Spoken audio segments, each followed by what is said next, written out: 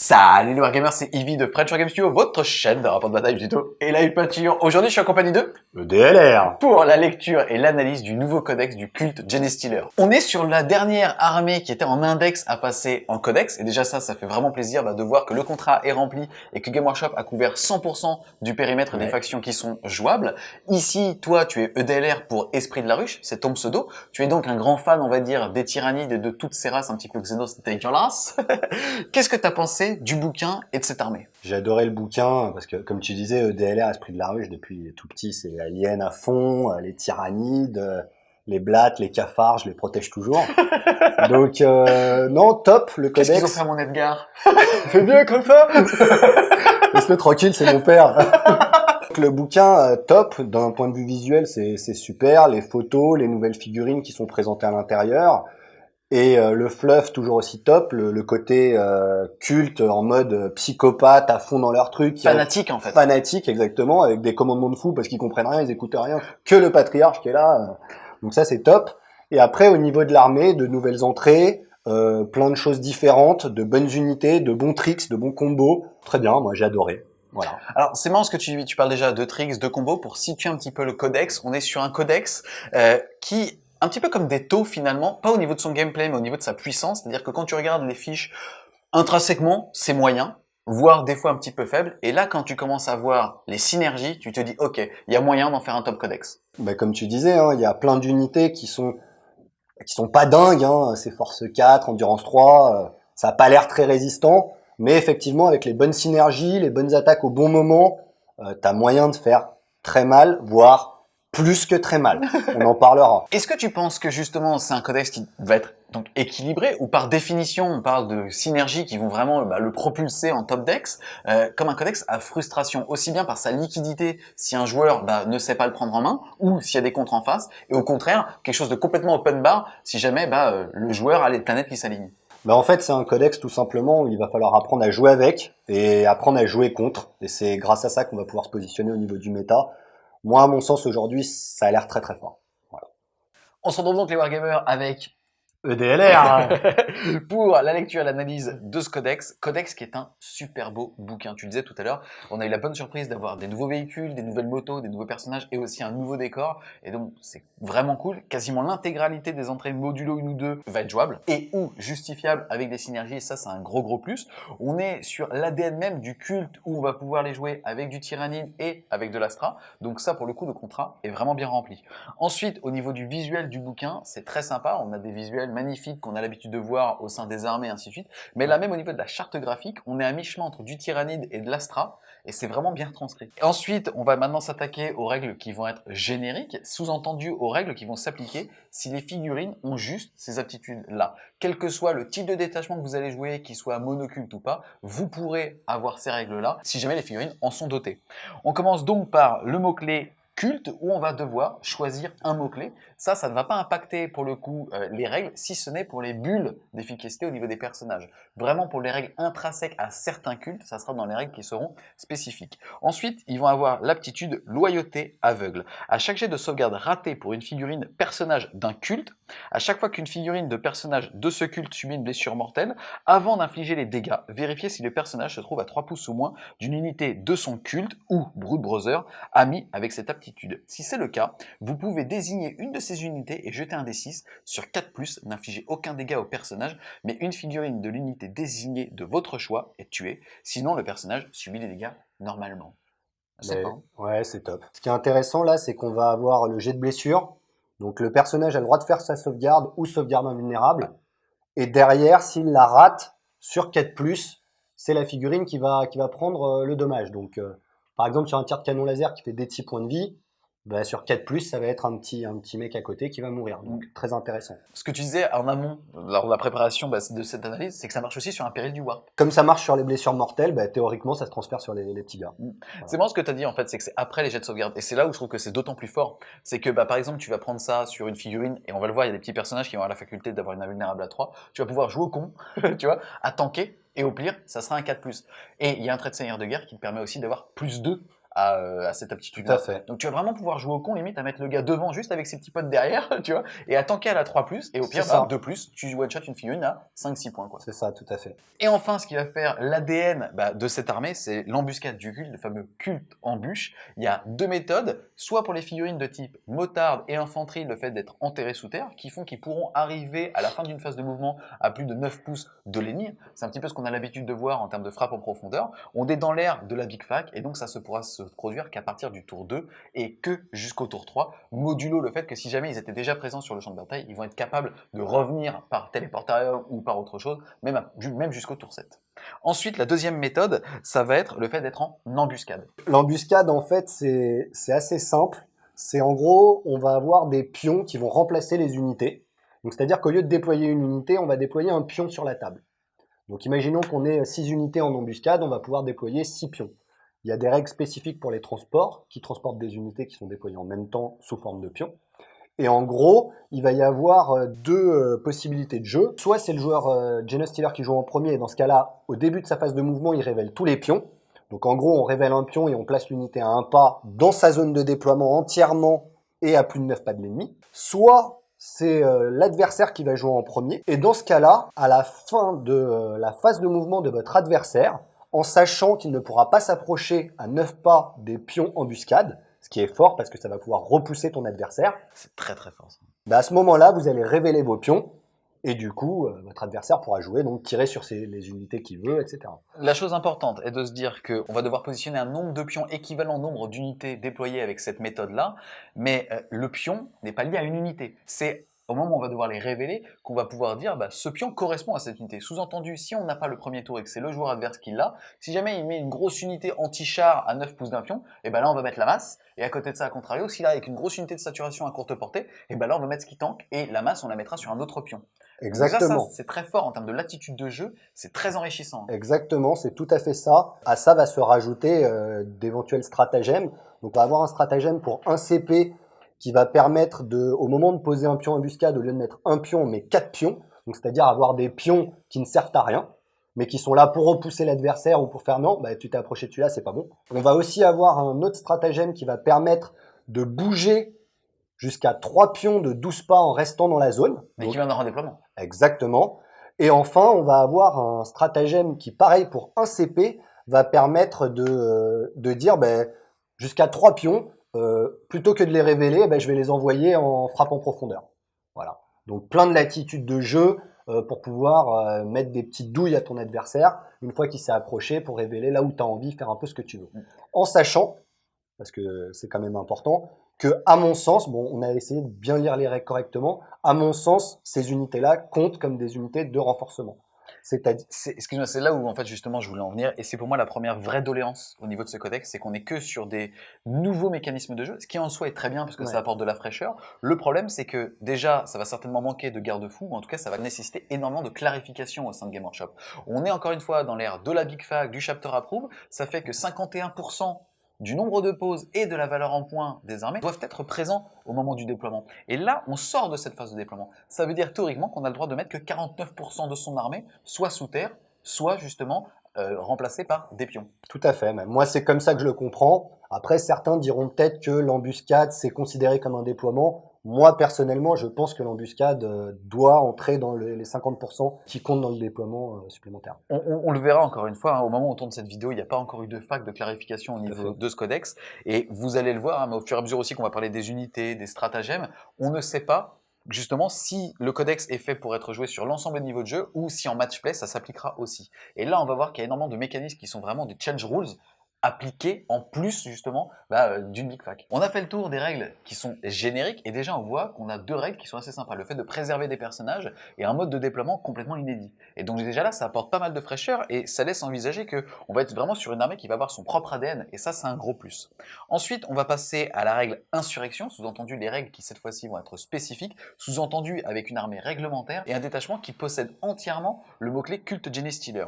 Déjà le très bon point c'est qu'ils ont mis un petit texte sur le côté qui va permettre de clarifier les choses et d'apporter, quand on joue à jeu égal, des règles en plus. Puisqu'on va avoir Genesect, vous ne pouvez inclure qu'un seul exemplaire de chaque personnage Genestealer culte dans un détachement donné. Ainsi, un détachement ne peut avoir qu'un patriarche et qu'un magus. Et ensuite, pair du couvain, si votre armée contient au moins un patriarche, aucun autre personnage culte, Genie Killer, ou Brood Brother ne peut être votre seigneur de guerre.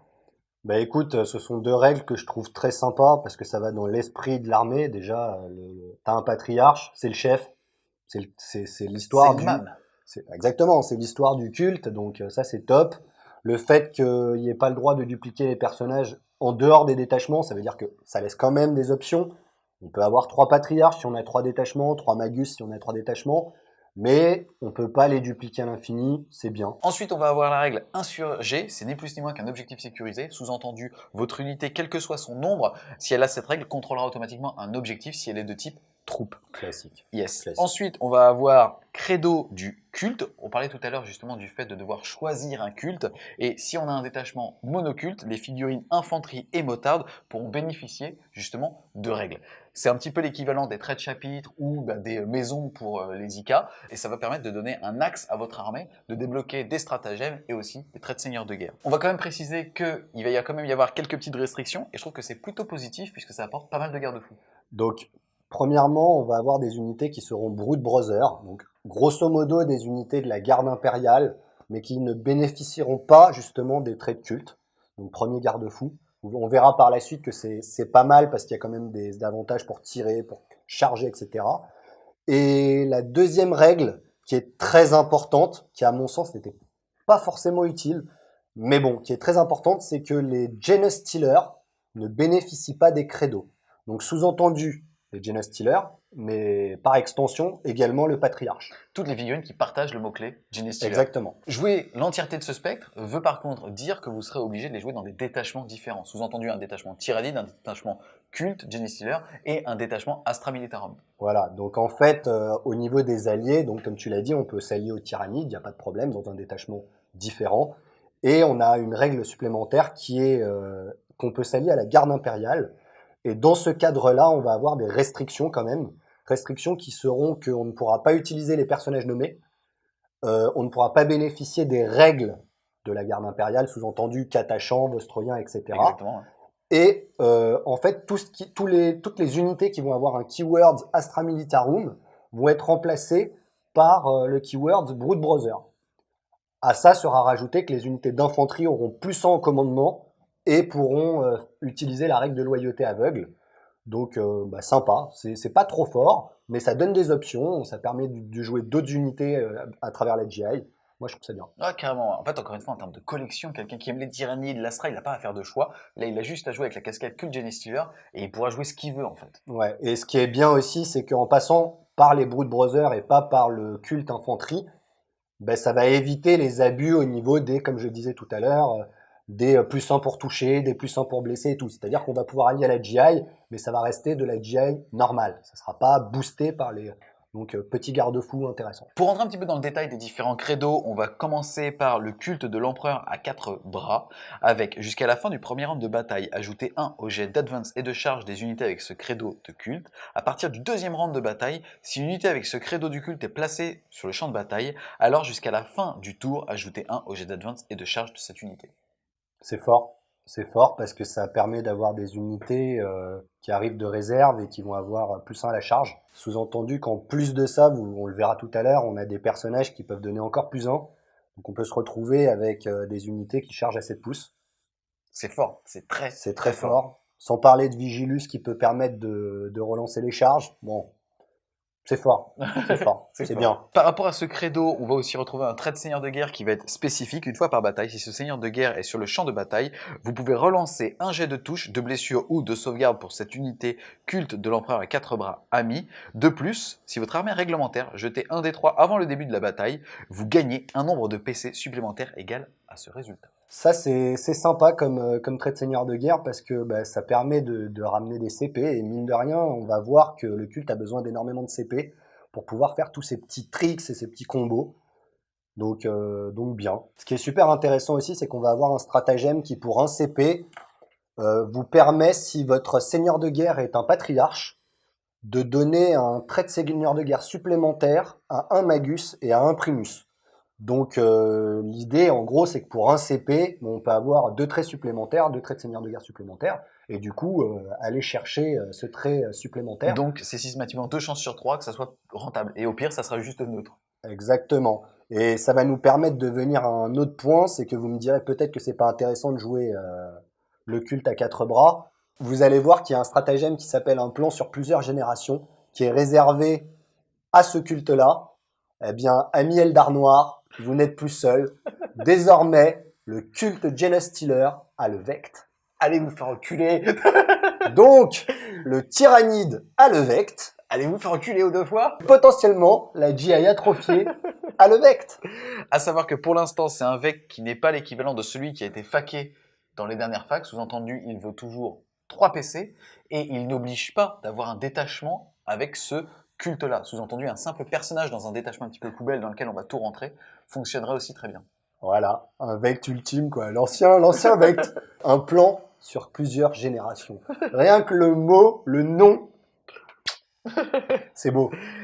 Ça commence aussi à montrer que c'est un codex, on en a parlé tout à l'heure, à trick, et en plus de ça, on va être capable de, De contre-trick. exactement, de contre-trick l'adversaire. Ouais. Et là, ça positionne le codex en fait vraiment dans du top méta, où limite, tu joues Tyrannide, tu irais peut-être systématiquement de chercher un petit détachement culte, au moins pour avoir un Vect en fait. Bah, si tu joues pas le culte dans un roster tout seul, franchement, le Tyrannide, un Tyrannide avec le Vect, Ouais, c'est ça là. c'est sale. C'est super sale. Imaginez les princes Tyrannides qui arrivent en frappant profondeur, qui se faisaient intercepter par les faucheurs noirs systématiquement. Bah voilà, t'arrives, on te tire dessus, non, tu tires pas. Je te saute dessus, tu fais quoi? Pour quand même un petit peu clôturer sur le culte de l'empereur à 4 bras, ils ont une relique, mais qui pour le coup, là, c'est une arme et elle n'a pas énormément d'intérêt. Ça nous permet d'enchaîner aussi avec le deuxième credo, à savoir les princes des pauvres. Vous pouvez relancer les jets de touche des attaques et des armes mêlées faits par cette unité lors du tour où elle a été chargée ou effectue un mouvement héroïque. Bah écoute, comme on l'a dit tout à l'heure, étant donné qu'on a des personnages qui permettent d'avoir +1 à la charge, c'est-à-dire qu'au minimum, on peut avoir une charge à 8, ça devient intéressant de relancer ses attaques au moment où tu charges. Quand on a des unités de 20 mecs qui tapent 3 ou 4 fois, bah c'est fort.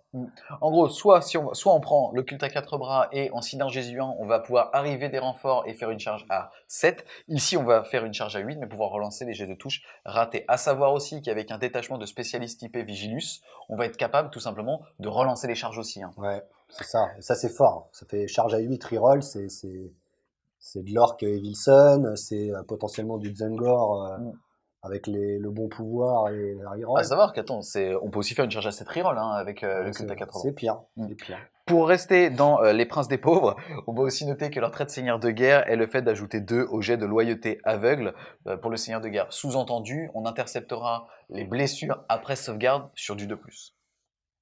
C'est sympa. Après, ça fait pas partie de mes préférés. Moi, je l'aime bien dans le concept. Le prince des pauvres, on est là pour sauver le prince. C'est bon. Ça me plaît, ça me plaît. Comme je te le disais, c'est un peu les favelas. Hashtag favelas, on y va les gars, on jette sur les mecs, on lance tout, on relance nos attaques. C'est maintenant ou jamais, hein. C'est la révolution, ils sont armés en face. On sait pas de quoi demain sera fait. Ensuite, toujours dans le prince des pauvres, on va retrouver une relique qui pour le coup est pas dégueulasse puisque c'est une relique qui va permettre d'être immunisé au moral et surtout en fait si jamais on est à côté du porteur, dès qu'on meurt on va jeter un dé et sur un 4+, on va être capable soit de taper soit de tirer. Et ça c'est ni plus ni moins qu'une bannière de la Startesse et c'est fort. C'est pas mal, c'est pas mal. Après, ça reste des figurines qui sont pas non plus, bon, un cultiste qui tape ou un acolyte qui tape, c'est pas... C'est pas un Hellblaster à côté de Robot de Guillemette qui va lancer pour toucher et pour blesser, ça je te l'accorde. C'est pas dingue, mais dans le trip Prince des pauvres, moi j'adhère les mecs, même ils sont morts, ils ont perdu 2 jambes, mais ils ont l'habitude. Et pour continuer dans ce délire des favelas, on va avoir le stratagème qui pour un CP fait que si une unité ennemie détruit ton prince des pauvres, ton personnage prince des pauvres, bah, tous les autres ils ont la rage et ils ont +1 pour toucher. Donc moi j'aime bien dans des petits tournois là, je me verrais bien avec une petite armée là, j'envoie tous les persos au charbon, ils crèvent, tout le monde a +1 pour toucher. C'est marrant, franchement ça. C'est vrai que dans une ça me plaît. Et c'est jouable dans le sens où en jouant C'est dans ça. cette optique-là, tu vas quand même arriver à faire quelque chose. C'est ça. Tu peux faire quelque chose. C'est ludique, c'est sympa. Tu peux être dans ton délire de oui, je l'ai sacrifié pour. Mais c'est bizarre parce que le chef ultime, il doit mourir, mais en même temps, il a 2+ pour faire mourir ses potes. C'est vrai. C'est un malin, lui. C'est un malin. On enchaîne ensuite avec le culte de la ruche, militant discipliné. Si une unité avec ce credo rate un test de morale, divisez par 2 le nombre de figurines qui fuient. En outre, les unités avec ce credo peuvent tirer même si elles ont battu en retraite à ce tour, mais alors devront soustraire 1 à leur jet de touche. C'est ni plus ni moins que le trait des ultramarines, et ça peut être assez fort, surtout quand on va voir dans ce codex qu'il y a des figurines qui ont une portée de tir très courte, genre des lance-flammes ou ce genre de choses. Maintenant, est-ce que ça va quand même bien synergiser avec ce qui sera réellement joué? C'est là où c'est plus compliqué. Ben, personnellement, je pense qu'il y a mieux à faire, parce qu'on va pas se mentir. Si j'avais eu des centurions qui se désengagent et qui tirent, je t'aurais dit oui à 200%. Là, on va avoir des unités qui tirent pas non plus si fort que ça, qui tirent pas non plus si bien que ça, et donc tu as encore un -1 pour toucher. À la rigueur, avec des lance-flammes, on verra qu'il y a des pistolets lance-flammes, donc ça pourrait être intéressant. Mais comme on en parlait aussi, quitte à avoir des pistolets lance-flammes, tu restes au corps à corps, et tu tires au corps à corps. Comme ça, tu peux taper en plus avec tes petites griffes perforantes. Au niveau de son trait de seigneur de guerre, ça va être seigneur de la ruche, relancer les jets de touche de 1 pour les attaques d'armes de tir des unités cultes de la ruche amis à 6 pouces ou moins du seigneur de guerre. Ben voilà, en fait, typiquement, quand on parlait des Brood Brothers tout à l'heure, ça, en fait, c'est un trait de seigneur de guerre. Il aurait été sympa s'il avait dérogé à la règle des cultes, c'est-à-dire s'ils avaient précisé que les unités Brood Brothers étaient aussi affectées. Parce que du coup, on aurait pu jouer des petits mortiers, des petits canons laser, des petites sentinelles, des petits trucs. On aurait pu jouer des unités avec relance des touches, ce qui aurait pu être sympa. Là, sur des unités de néophytes ou d'acolytes, ça peut être sympa, mais c'est pas révolutionnaire, à mon sens. Hein, voilà. Ensuite, pour parler du stratagème du culte de la ruche, ça va un peu aller dans le même esprit que tout le reste. Si vous arrivez à faire un point de vie sur une unité avec une de vos unités, toutes les unités ennemies qui vont tirer sur cette même unité vont avoir +1 pour toucher. Donc, encore une fois, why not? Mais ça tire pas non plus comme des dingues. Après, il faut voir, hein, parce que mine de rien, avec les embuscades du culte, si on commence à avoir des unités de néophytes qui arrivent à 20, à 12 pas, qui font du tir rapide, donc c'est du 40 tirs, si on a enlevé un point de vie, qui commence à avoir +1 pour toucher et tout machin, il y a peut-être moyen de faire de la bonne statue aussi. Hein. Donc, moi je suis plus un joueur corps à corps, donc ça me parle moins. Mais à voir, il y a quand même des options. On enchaîne ensuite avec le credo du rouage lamé. Toutes les figurines avec ce credo de culte ont une sauvegarde invulnérable à 6. Les figurines avec ce credo qui ont déjà une sauvegarde invulnérable voient la leur améliorée de 1 jusqu'à un maximum de 3+. De plus, les figurines infanterie avec ce credo ne subissent pas de pénalité à leur jet de touche pour se déplacer et tirer avec des armes lourdes. Et bah tu vois, moi je pense qu'on ira plutôt là-dedans si on veut commencer à avoir plein de petites unités avec des petites mitraillettes ou des trucs comme ça qui vont pouvoir bouger et quand même tirer. Tout à fait, je suis d'accord avec toi. Pour les armes lourdes, c'est sympa. Donc pour reprendre ce credo dans l'ordre, l'invul à 6, c'est bien. Mais là, par exemple, typiquement, il va falloir faire très attention parce que comme on en parlait tout à l'heure, les Genus Stealers n'ayant pas accès au credo, c'est pas possible d'avoir des Genus Stealers qui vont avoir une invul à 4. Donc ça, à faire attention avec vos adversaires parce que on le voit pas forcément au premier abord, donc il faut faire attention. Ouais, il y a énormément de choses dans le codex où il y aura certainement des abus dans un sens comme dans l'autre. Hein. Bah, typiquement, ton escouade de 10 gardiens avec le mortier, s'ils bougent, ils ont quand même -1 pour tirer avec leur arme lourde. Exactement, Hein. Ça ne concerne vraiment que ceux qui vont être éligibles au credo qu'on voyait tout à l'heure. tout à fait. Ensuite, on va avoir le trait de seigneur de guerre, obsession ancrée.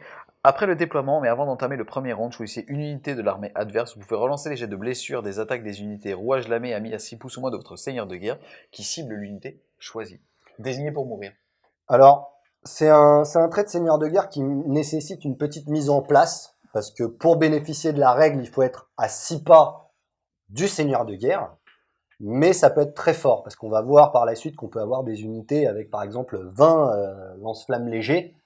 20 lance-flammes légers qui relancent pour blesser, ça commence à piquer. En termes de statistiques, on rase une escouade de 30 boys. Hein. Ça, ou au contraire, même sur un IK avec des escouades avec pas mal de disqueuses dedans, le simple fait de pouvoir fiabiliser une figurine qui va blesser sur du 4, après on verra, hein, on va être capable de fiabiliser ça encore plus en augmentant déjà la touche, mais déjà de base, de façon passive, sur la cible à abattre, on va être capable d'énormément relancer les jets et donc de fiabiliser tout ça. Au final, c'est bien, mais l'adversaire va le savoir au début, donc il a moyen de vous contrer en exposant les bonnes unités.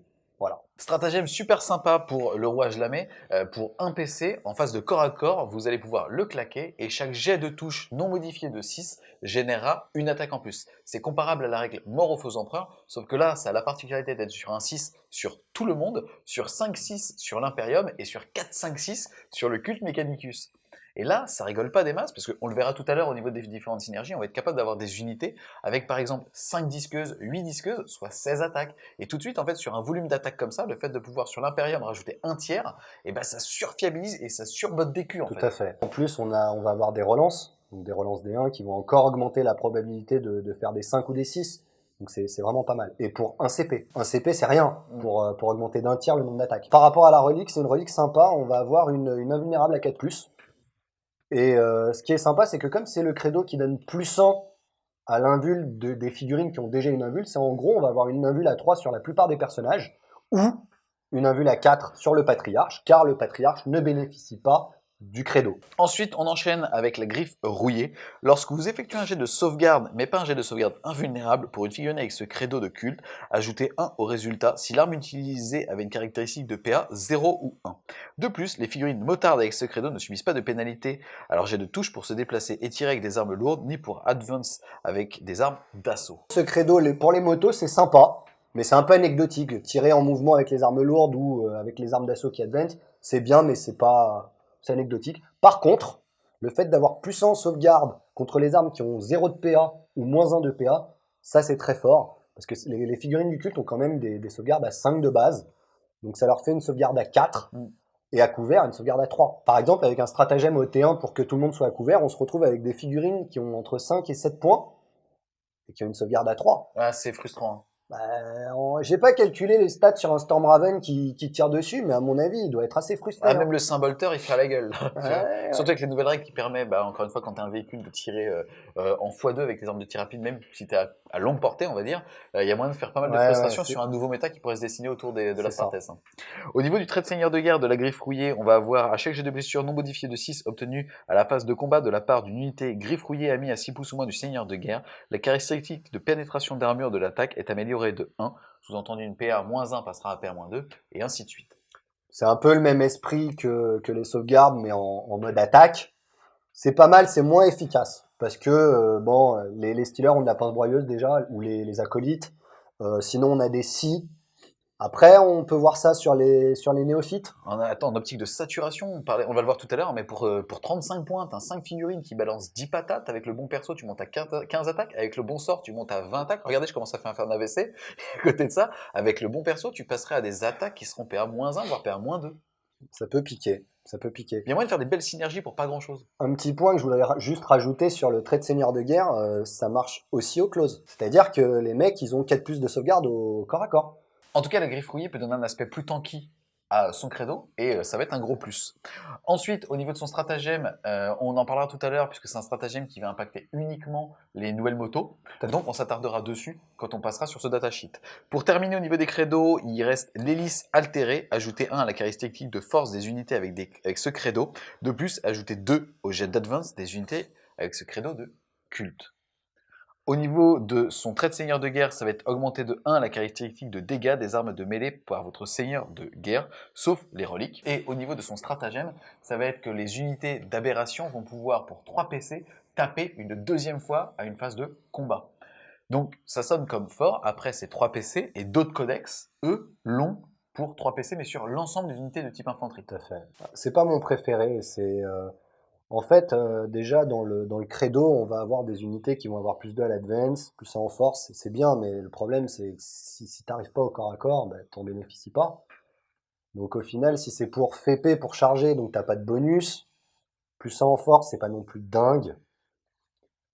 En fait, ce qui est dommage, c'est que le stratagème permettant de taper 2 fois, c'est sympa sur les aberrations, pour tous les tricks de je vais me cliquer au close ou ce genre de choses. Et je vais faire 3 pouces, mais 3 pouces. Ça force à prendre ce credo-là, qui est pas forcément le meilleur à mon sens. On a fait le tour des 6 credos et déjà on voit quelque chose de très agréable, c'est que contrairement à beaucoup de codex où sur les 6 tu vas en avoir que 1 qui sera tout le temps joué, voire 2, ici on va déjà sur les 6 pouvoir en jouer 3 à 5 et avoir à chaque fois une optique de jeu un petit peu spécifique. Et ça c'est un gros plus. Il n'y a pas un qui est vraiment au-dessus, il y en a pour moi 2 qui en termes vraiment de puissance brutale vont être au-dessus. T'en as un qui va te permettre d'avoir +1 à la sauvegarde sur les PA 0 et la PA 1, et aussi le +1 en charge. Mais ils sont quasiment tous jouables, quoi. Ouais, je pense en plus que ça sera joué. C'est-à-dire, ça sera pas forcément qu'un seul credo. On va peut-être avoir un détachement plus à la sauvegarde, un Ouais. détachement pour charger mieux, un détachement pour être plus endurant, ou pour reroll pour blesser. Donc au final, je pense que même dans les armées de culte, on va se retrouver avec plusieurs credos parce qu'il y a plein de trucs intéressants. Ouais, c'est vrai. On enchaîne ensuite avec les traits de seigneur de guerre. On a déjà vu ceux par credo, donc qui sont spécifiques à un choix. Là, on va prendre les génériques. On commence avec objet d'adoration. Les unités culte, infanterie et motards, amis, peuvent accomplir une intervention héroïque si elles sont à 6 pouces ou moins de votre seigneur de guerre, même sans être des personnages. Bah ça, c'est pas mal. C'est pas mal, surtout qu'on verra qu'on peut faire des blocs d'unités avec pas mal de figurines qui vont avoir des bonus en force, des bonus d'attaque, Tanky, qui sont tanky. Typiquement, bah, les unités là, avec le +1 à la sauvegarde, si l'armée en face n'arrive pas à te détruire au tir et qu'elle est obligée de venir au corps à corps pour te détruire et que là tout le monde peut contrecharger, tout le monde peut taper avec des +1 en force et tout, ça commence à être problématique. Mm. Donc pas mal, pas mal, pas mal. yes. On enchaîne ensuite avec rôdeur des ombres. Soustrayez 1 au jet de touche des attaques qui ciblent votre seigneur de guerre. Alors, celui-là, pour moi, le seul intérêt qu'il pourrait avoir, c'est de le mettre sur le patriarche, parce que bah, votre patriarche, c'est un peu l'unité qui va rendre tout le monde sans peur. Et bah, s'il se fait attraper et qu'il se fait tuer, alors tu vas me dire, il peut envoyer les touches sur les copains, ça reste du 4+, hein, je suis pas sûr que si 8 spires le charge, il s'en tire quand même. Donc avoir -1 pour toucher, ça peut être intéressant. Voilà. On enchaîne ensuite avec adaptation biomorphique. Ajoutez 1 aux caractéristiques de force et d'attaque de votre seigneur de guerre. Ces gadgets. Je pense qu'il faut mieux des traits de seigneur de guerre qui boostent l'armée. Ça va aller plus dans le bon sens pour jouer le cul de Genus Stealer que d'avoir un perso un peu plus fort, mais qui va pas apporter grand chose non plus. Survivant né, réduisez de 1 les dégâts infligés à votre seigneur de guerre. Ainsi, si votre seigneur de guerre rate un jet de sauvegarde, une attaque qui inflige 3 dégâts en ne fera perdre que 2. C'est un peu le même concept que le -1 pour toucher. C'est au choix, c'est pour fiabiliser la survie de votre patriarche pour pas que votre base de figurines explose, quoi. T'as pas un reboot en fait au sein du culte, donc je rejoins ce que t'as dit, ça va être des totems. On verra, il y a des persos qui vont être capables de sniper, qui vont être très sympathiques. Le fait est qu'on va plus avoir quelque chose qui va tenir votre armée en fond de cours, ou d'impact en tout cas, mais avec des cordons et ainsi de suite, qu'un mec qui va courir avec son marteau et son bouclier tonnerre. C'est ça. On enchaîne ensuite avec Xeno Majesté, ajoutez 3 pouces à la portée des aptitudes d'aura de votre seigneur de guerre. Et là c'est fort. C'est pas mal, mais je suis un peu moins enthousiaste que toi parce que en vérité, je pense que ces 3 pouces, tu peux les gérer au niveau de ton jeu. Et du coup, aller chercher un trait de seigneur de guerre comme l'intervention héroïque sur Voilà. tout le monde. C'est parce que j'ai pas le coq moi. Excuse-moi. Et enfin, on finit avec vitesse surnaturelle. Votre seigneur de guerre combat toujours en premier à la phase de combat, même sans avoir chargé. Si l'ennemi a des unités qui ont chargé ou qui ont une aptitude similaire, choisissez à tour de rôle les unités qui combattent, en commençant par le joueur dont c'est le tour. Vous ne pouvez pas choisir ce trait pour un locus. S'il est tiré au sort pour un locus, traitez le résultat comme adaptation biomorphique à la place. Et adaptation biomorphique, pour rappel, c'est celui qui permet d'avoir plus une attaque et plus en force. Ouais, pareil, hein, c'est un truc pour booster le chef. Si on a envie d'avoir un chef stylé, on peut prendre tous ces traits de seigneur de guerre. Maintenant, moi, je pense qu'il y a moyen d'améliorer l'armée, c'est plus intéressant. On enchaîne ensuite avec les reliques. Pour le coup, on a eu l'agréablement surprise de voir qu'il y avait 2 pages complètes, donc il y en a vraiment pas mal. C'est beaucoup d'armes qui vont permettre de rendre un personnage un petit peu plus agressif. Encore une fois, comme tu l'as dit, on n'est pas complètement fan de ça, surtout dans une optique de culte. On va préférer avoir des personnages plus totems. Néanmoins, on en reparlera tout à l'heure, il y a quand même des pistolets qui permettent de faire des mauvaises blagues en termes de sniping, et ça peut être assez sympa. Pour vraiment parler de ce qui va buffer l'armée et encore une fois solidifier l'idée du totem qu'on va s'en faire, on va avoir icône du culte ascendant, acolyte icône ward seulement, ajouter à la caractéristique de force des unités infanterie et motards du même culte, tant qu'elles sont à 6 pouces ou moins du porteur. Bah ça, c'est top à mon sens parce que c'est automatique. C'est-à-dire que on va pouvoir mettre +1 aux forces de nos unités, c'est-à-dire typiquement des acolytes qui vont passer de force 4 à force 5. Donc par exemple sur de l'IK, ça fait passer de 6+ à blessé sur du 5+. Donc ça c'est pas mal. Ou bien des néophytes qui vont avoir force 4 dans les gros pâtés. On parlait tout à l'heure d'avoir une bulle de mecs qui ont sauvegarde à 4 ou 3 à couvert. Ben là, quand ils commencent à avoir force 4, qu'on doit les charger, que tout le monde fait des interventions héroïques et tout, c'est pas dingue, mais ça peut être dissuasif. T'as commencé ta critique en disant que c'est bien parce que c'est passif, on le verra tout à l'heure, mais dans la discipline psy du culte, on a moyen d'ajouter plus en force. Le problème, c'est que ça se contre, puisque c'est un sort où ça se foire, tout simplement. C'est ça. Là, au moins, déjà, ça se cumule, et en plus de ça, c'est passif. C'est automatique. On notera quand même que l'acolyte Icon Ward est le petit personnage qui permet en bulle de donner un insensible à la douleur à 6+. C'est ça. Et c'est pas nécessairement rentable quand on voit le coût des figurines pour le coût en point de ce personnage de relever sur du 6 des figurines. Le fait est que, ajouté à ça le fait qu'il est porteur et qu'il permette d'avoir plus d'enfants, là on va peut-être se reposer la question sur sa pertinence. C'est clair. Ensuite, le deuxième relique qu'on voulait voir avec vous, c'est Amulette de Verme Vide. Ajoutez 1 au jet de sauvegarde du porteur contre les armes de tir. De plus, les unités ennemies ne peuvent pas tirer en état d'alerte contre le porteur. Bah ça, c'est sympa pour empêcher les tirs de contre-charge, pour pouvoir charger avec une autre unité qui va faire du dum sans qu'elle se prenne la sauce, quoi, tout simplement. Pas mal. Après, à voir comment on peut le mettre en place, parce qu'il faut voir sur quel personnage le mettre. On a d'autres reliques qui sont intéressantes. À voir. On s'attaque maintenant aux différents stratagèmes. On a vu tout à l'heure quand on s'attaquait au credo qu'il y en a qui sont spécifiques à certains d'entre eux, notamment les plus forts comme le Vect. Ici, on va très rapidement survoler certains génériques comme but clandestin pour un PC. On va déclarer au début de la partie que pour l'ensemble de celles-ci, nos objectifs seront des objectifs gardés secrets. Et ça, c'est très très très fort pour empêcher quelqu'un de le faire. À voir aussi comment est-ce que ça se combine avec les nouveaux mécanismes de Chapter Approve qui dit par exemple que pour un PC, un adversaire peut déclarer qu'il t'empêche de faire un objectif. À voir en fait, qu'est-ce qui prend le pas. Sous-entendu, moi je claque un PC, je te prive de cette capacité tactique. À voir, ça sera clarifié par Game Workshop. Ensuite, on va avoir Rôder dans les ombres qui lui vaut 2 PC et qui permettra à une unité qui est dans une ruine de ne pouvoir être ciblée que si c'est l'unité la plus proche, l'équivalent d'un nuage de mouche chez la Death Guard, c'est assez fort. Ensuite, on va avoir Hyper Métabolisme, puisque pour un PC, au début de la phase de mouvement, on va pouvoir rendre D3 PV perdus à un personnage. Et ça, c'est fort, puisque comme on l'a déjà vu, les personnages sont difficilement accessibles en culte. Qu'un point qu'il soit à côté d'autres unités, et bien sur un 4+, ou sur un 2+, s'il a le bon trait de seigneur de guerre, on va pouvoir passer les PV aux copains. Donc, un CP, c'est rien. Ouais. Quand on voit que chez les tyrannides, c'est 2 CP pour récupérer des 3 points de vie, c'est sympa. Ça permet de fiabiliser même un psyker, par exemple, qui a subi des périls du warp. Ben, ça lui redonne des points de vie, il est tranquille. Un CP, c'est donné, c'est bien. Ensuite, on va avoir Renfort du culte qui, pour un PC, on utilisera ce stratagème au début de la phase de mouvement. On choisira une unité culte Genie Stealer de son armée avec le rôle tactique troupe et on pourra ramener des 6 figurines qui étaient préalablement mortes au sein de cette unité en cohésion avec celle-ci. Et ça, c'est fort. C'est fort. Alors, vous verrez que dans le codex, on n'a pas de stratagème comme chez les orques ou chez le chaos où on a des unités qui reviennent entièrement. Mais ça compense un peu le truc. Ce qui est intéressant, c'est qu'on peut faire revenir un des 6 figurines tuées. Donc, en gros, on peut placer ces 6, par exemple, à tel endroit. Le mec va vous tirer dessus. Vous les retirez. Il se dit, bon, il est plus trop dangereux. Et derrière, on les fait revenir pour tuer un personnage ou tout ça. C'est en ça que c'est pas mal. Et puis c'est un CP encore, donc non, c'est bien. Ensuite, on va avoir pour 2 PC détonation d'explosifs dissimulés. On va utiliser ce stratagème au début de la phase de tir. Si la moindre figurine culte Genie Stealer est présente sur la table, alors on sélectionnera une unité, on jettera un dé. Sur un résultat de 4+, l'unité subira D3 blessures mortelles. Et sur un 7, elle subira D6 blessures mortelles. À savoir qu'on ajoutera 1 s'il y a 10 figurines ou plus dans l'unité et on soustraira 1 si on cible un personnage. Pour 2 PC, c'est cher, c'est risqué parce que c'est sur un 4+, donc souvent ça t'en coûtera 3, une fois sur 2. Ouais. Le fait est que pour faire D3 mortels ou même D6 mortels sur une unité casse-couille qui est invisible, qui est derrière un mur, bah ça peut faire la diff. Why not? Ensuite, on va avoir pour un PC retour dans les ombres, on utilise ce stratagème à la phase de mouvement, on choisira une unité de type infanterie ou motard de son armée qui a plus de 3 pouces de toute figurine ennemie et elle sera remise en culte embûche et donc elle reviendra à la prochaine phase de mouvement à 9 pouces de l'ennemi. Super fort, ça permet d'avoir de la FEP toute la game. Ça veut dire que toute la partie, il y a potentiellement des unités qui peuvent débarquer dans ton dos, qui peuvent aller sur un objet qui est loin. Enfin, c'est à anticiper dans la game, mais c'est super fort. Ouais. J'adore. À noter quand même qu'on parlait tout à l'heure du décor, de la fortification.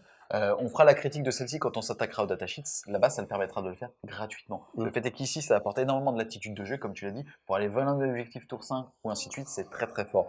La seule restriction, c'est qu'on n'est pas capable d'utiliser ce stratagème sur une unité qui vient d'arriver des renforts. On peut pas arriver, se planter et repartir. C'est ça. Par exemple, on peut pas le faire tour 3 si on était déjà en réserve pour arriver tour 4. Il faudra arriver tour 2, repartir pour arriver tour 4. C'est ça. Ensuite, pour 2 PC, on va avoir tapis en attente. Utilisez ce stratagème lorsque vous placez une unité de votre armée qui a l'aptitude culte embûche en tant que renfort. Lorsque cette unité est placée, elle peut être n'importe où sur le champ de bataille à plus de 3 pouces de toute figurine ennemie.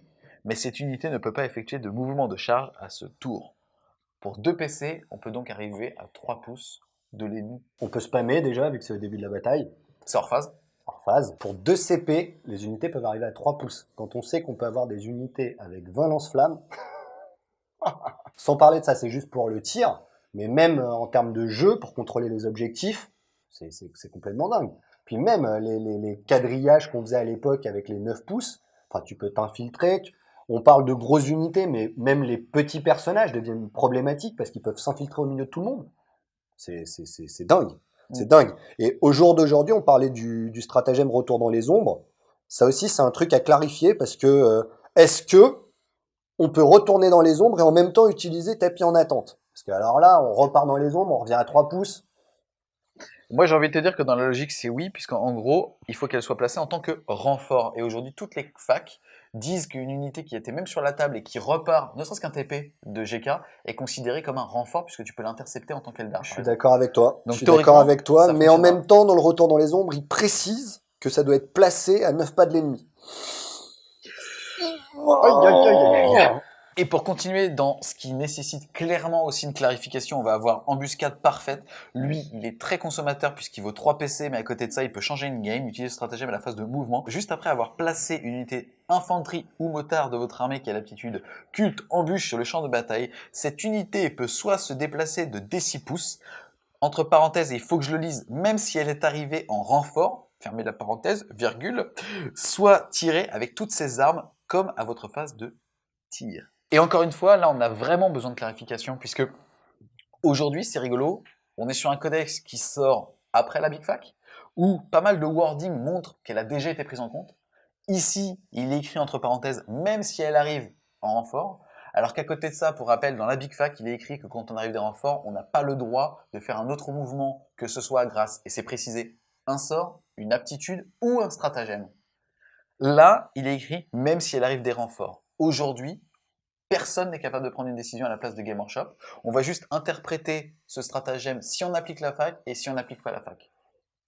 Ben, dans le cas où on n'applique pas la fac, ce qui, à mon avis, devrait être, j'ai le droit de le dire, j'ai le droit de le dire, ça a toujours été le cas, c'était l'objectif, c'était d'avancer pour charger. Ils ont précisé, même si elle arrive des renforts, pour moi, on peut. Ça permettrait de charger plus facilement, parce qu'on bouge d'un D6 supplémentaire. C'est 3 CP, c'est pas non plus déconnant quand on sait que pour 3 CP, les sanguinaires, ils vont pouvoir charger à 3 D de 6. On en a discuté, il va apporter ses arguments contre, nanana. Bref, on verra. Il faut juste que ça soit éclairci, une bonne fois pour toutes. En fait, pour moi, le problème, c'est même pas que la charge. Parce qu'en effet, il y a des codex qui arrivent à 9 pouces qui sont capables de charger à 3d6. Là, le problème, c'est que tu vas pouvoir avec un beau jet de dés, tu vas pouvoir te mettre à 3 pouces de l'ennemi. Et là, toi, toutes tes armes seront apportées. Sous-entendu, tu vas pouvoir tirer sur un deuxième cordon, charger le premier et ainsi de suite. Et c'est là où, en fait, non seulement ça va être fort, mais en plus, ça, tu vas pouvoir prendre un objectif en te rapprochant d'un cordon. Excusez-moi, il y a des trucs forts dans le codex. Excusez-le. Non, mais je pense que ça va à l'encontre de ce qu'ils essayent de mettre en place au niveau de la fac, mais à côté de ça, c'est pas à nous d'en décider. Ouais, Par tout à contre, fait. quoi qu'il arrive, que la fac s'applique ou pas, le fait de pouvoir tirer au moment où on arrive, c'est très très fort. C'est clair. Surtout que, en fait, en termes de séquençage, c'est bien précisé que c'est au moment où on dépose l'unité qu'on va pouvoir tirer. Donc je m'explique. On arrive avec ces 20 lance-flammes, on déblaye les cordons directement quand on arrive, et derrière, on fait passer la deuxième unité derrière les cordons qui sont plus là. Donc en gros, pour arrêter le culte, ça voudrait dire qu'il faut 2 cordons. Un premier pour les lance-flammes, et un deuxième pour les unités qui vont arriver après. On va quand même préciser un petit peu cette synergie, ça veut dire qu'au moment où on va placer cette unité, on va utiliser le stratagème qu'on a vu juste avant, à savoir tapis en attente pour 2 PC. C'est ça. On sera donc à 3 pouces de l'ennemi. Ensuite, on va claquer 3 PC, on sera donc à 5 PC au total, pour pouvoir arriver à 3 pouces, tirer à portée de pistolet lance-flamme, parce qu'ils ont une portée que de 6. Pendant la phase de mouvement. Exactement. Et après, arriver avec l'autre unité qui, elle, potentiellement, sera aussi à 3 pouces pour péter un deuxième cordon et rejouer la même chose en Ou boule de charger neige. directement. Ou charger. Cette fois-ci, par contre, pas avec tapis en attente. C'est Mais ça. c'est très consommateur de PC, mais c'est très difficilement stoppable. Bah, typiquement, moi, je prends l'exemple des armées d'IK qui, en général, ont deux trois unités. T'arrives, tu déblayes une unité, derrière tu charges et plus d'IK. Franchement, c'est pas drôle. Pour 5 PC, c'est rentable. Donc, comme on en parlait tout à l'heure, la frustration, le mec qui joue IK au deuxième tour, il a plus d'IK. Et c'est pas comparable. Par contre, c'est 5 PC. Mais le fait est que, encore une fois, on est sur Warhammer 40 000, les synergies sont quand même facilement trouvables. Hein. Ouais, On bien n'est pas sûr. aux échecs ici. Et donc, pour uniquement l'utilisation de 5 PC avec deux pauvres stratagèmes, on peut être complètement game breaker et frustrer son adversaire. Mm. Et c'est là où on commence en fait à deviner que c'est un codex qui va peut-être parfois être trop fort, parce que même si on apprend à jouer contre, au bout d'un moment, il y a des armées qui ne peuvent tout simplement pas mettre plus de 3 cordons. Or là, avec 5 PC, t'en clean déjà 2. Et 3 cordons, c'est le maximum en Ils ont qu'à général. arrêter de jouer 4 IK, ils ont qu'à jouer des figues. On passe ensuite à la discipline Brood Mine, sous-entendu la discipline spécifique au culte Genestealer. Il y a 6 sorts, le premier étant Hypnose de masse, il a une valeur de lancement de 7, s'il est manifesté, choisissez une unité ennemie à 18 pouces ou moins et visible du Psyker. Jusqu'au début de votre prochaine phase psychique, la cible ne peut pas tirer en état d'alerte. Combat en dernier à la phase de combat, même si elle a chargé, et doit sourcer 1 à ses jets de touche. C'est fort, hein. C'est fort, alors c'est 7, c'est un peu difficile à lancer, mais il y a trois effets, c'est vénère. Ouais, C'est carrément. Ouais. vénère. En plus, ce qu'il faut savoir, c'est qu'on a quand même une relique, on verra par la suite sur les datasheets, pour les personnages qui peuvent avoir un acolyte, une relique qui permet d'avoir +1 pour lancer les pouvoirs du culte Genestealer. Donc ça peut être intéressant. Carrément. Ensuite, on va avoir Contrôle nerveux qui a une valeur de charge warp de 7. S'il est manifesté, choisissez une figurine ennemie à 12 pouces ou moins du Psyker et jetez 3d6. Si le résultat est inférieur à la caractéristique de commandement de la figurine, rien ne se passe. Mais s'il est supérieur ou égal, cette figurine peut immédiatement tirer sur une autre unité ennemie de votre choix ou effectuer une seule attaque de corps à corps contre elle, comme si elle faisait partie de votre armée. Les figurines ne peuvent pas s'attaquer elles-mêmes, mais peuvent attaquer d'autres membres de leur unité. Alors ça, c'est le pouvoir qui existait déjà dans l'index. C'est super fort, sauf que à ça, maintenant, on peut rajouter que le primus, pour 2 CP, peut arriver à 3 pas. Donc tu peux le mettre, tu peux pas l'esquiver.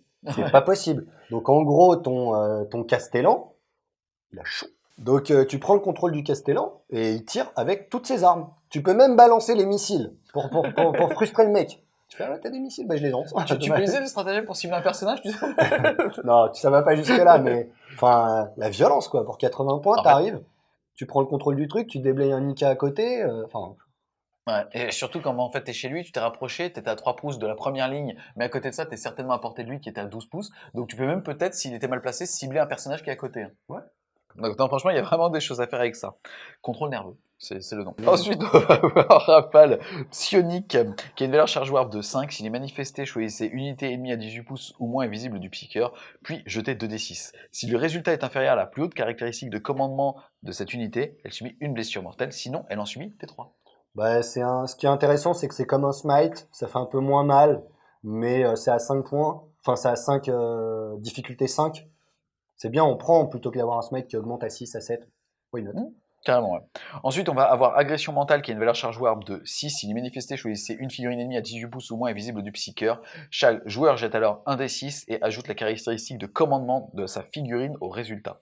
Si votre résultat est le plus élevé, la figurine ennemie subit une blessure mortelle. Si la figurine choisie est encore en vie, répétez le processus jusqu'à ce que la figurine choisie soit détruite ou que vous échouiez à infliger une blessure mortelle en obtenant un résultat supérieur à celui de votre adversaire.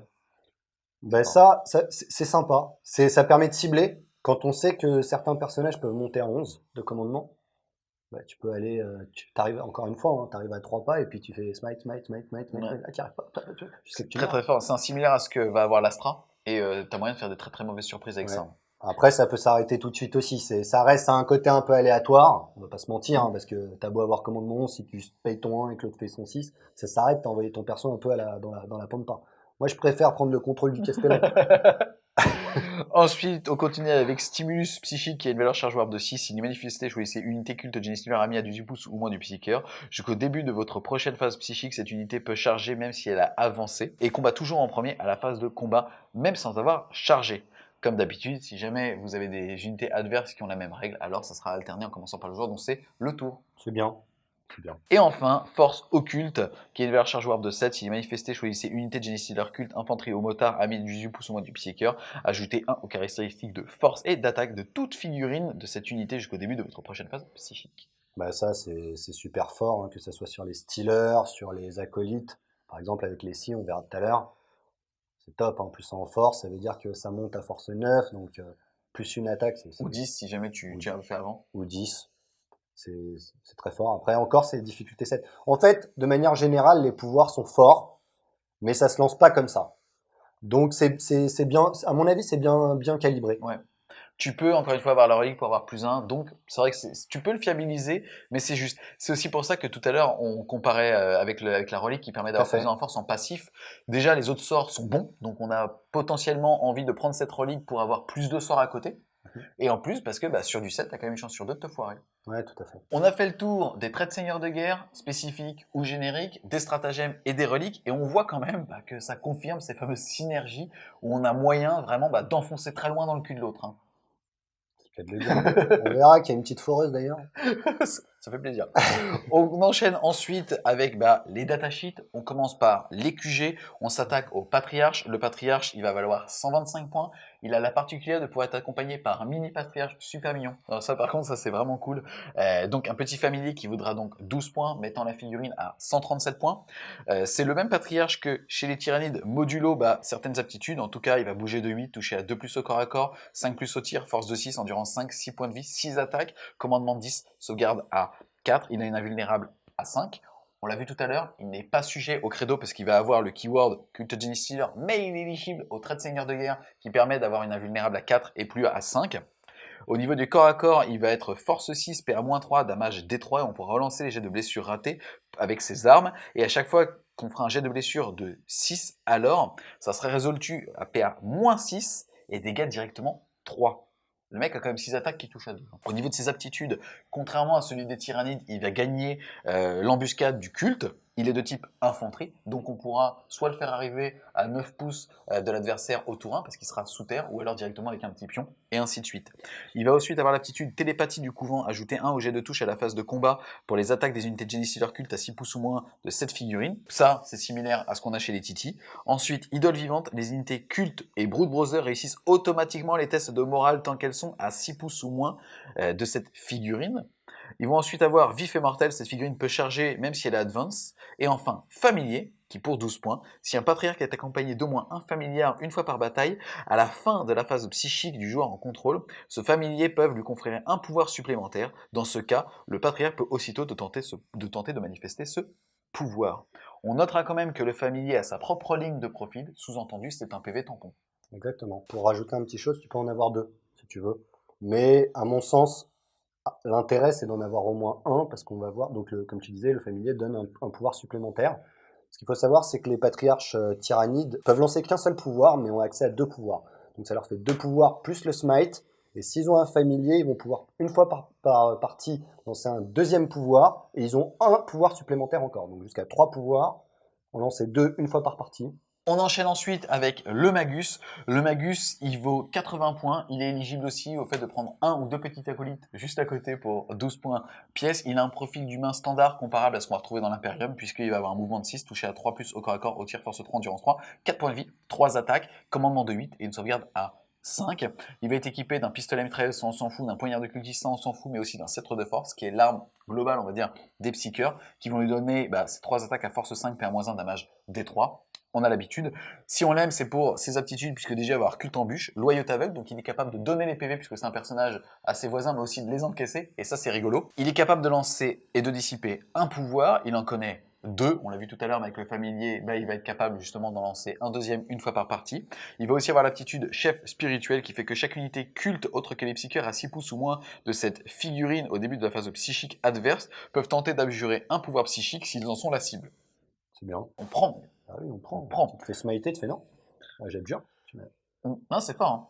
Bien. Ensuite, on va avoir le Primus. Le Primus, lui, il vaut 75 points.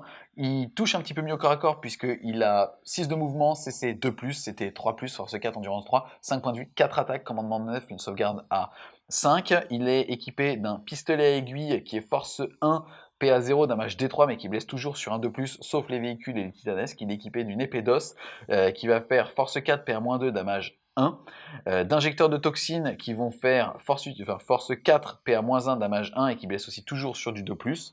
À savoir que sur chaque jet obtenu de blessure de 6, ça sera PA-4. Et aussi de charge explosive, donc une petite grenade adhesive, ça mange pas de pain, mais ça peut toujours faire chier en contre-charge. Au niveau de ses aptitudes, lui aussi va avoir culte embûche, loyauté aveugle, et aussi démagogue de culte, ajouter 1 au jet de touche pour les attaques du culte à la phase de combat, tant qu'elles sont à 6 pouces ou moins de cette figurine. Et ensuite, planificateur méticuleux, la première fois que cette figurine est placée sur le champ de bataille, choisissez une unité ennemie qui s'y trouve, n'importe où donc, relancez les jets de blessure de 1 pour les attaques des unités du culte qui ont l'aptitude culte embûche, qui sont à 6 pouces ou moins de cette unité.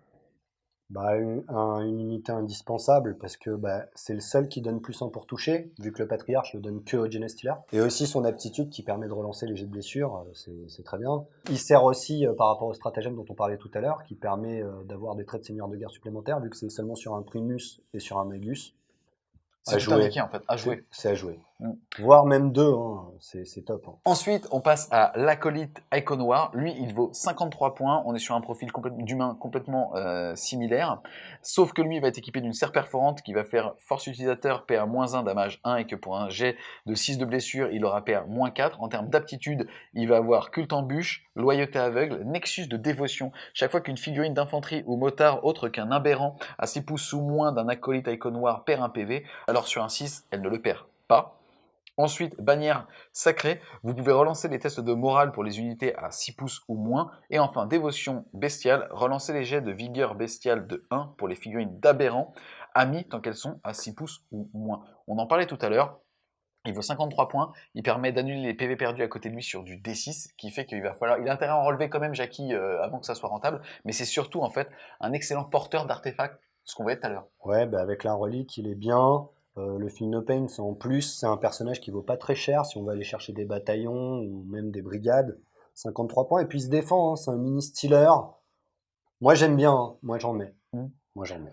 Ensuite, on passe à un mec qui a pris un peu trop de testo, c'est l'Abominant. Lui, il vaut 105 points. Et là, on arrive un petit peu sur des profils d'ogre au sein de cette armée. Il va bouger de 6, toucher à 3 au corps à corps, à 6 au tir, mais il s'en fout. Force 6, endurance 5, 5 points de vie, 3 attaques, commandement de 8 et une sauvegarde à 5. Il est équipé d'un maillet énergétique qui va donc faire force 12, PA-3, damage D6.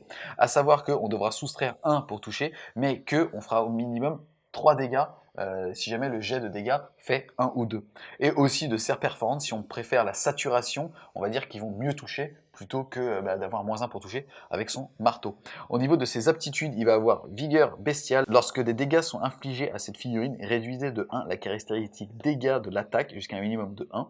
De plus, jetez 1 d6 à chaque fois que cette figurine perd un PV sur 5+, elle ne le perd pas. Ensuite, il va avoir chair régénérative au début de chacun de vos tours, donc c'est un tour sur 2. Cette figurine récupère des 3 PV perdus. L'élu, chaque jet de touche non modifié dessus obtenu à la phase de combat par les unités aberrants à 6 pouces ou moins provoque 2 touches au lieu de 1. Et enfin, familier Give Esprit, soustrayez 1 au test de psychique effectué par les psycheurs situés à 12 pouces ou moins d'un Abominant. Les psycheurs tyrannides ne sont pas affectés. Moi, personnellement, je suis pas trop fan de ce personnage.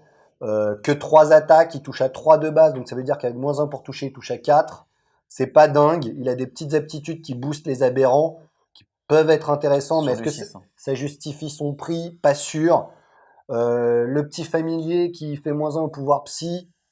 En fait, c'est plein de petits trucs qui auraient pu être sympas, mais il aurait fallu que soit il coûte moins cher, soit il soit plus efficace. Voilà. À côté de ça, il peut avoir un stratagème qui lui permet d'avoir un Feel No Pain à 4 au lieu de 5, mais qui est un stratagème qui vaut 2 CP, mais qu'on préférera utiliser sur l'unité d'aberrant. Qui partagent les mêmes keywords, donc ils sont éligibles. Exactement. Voilà.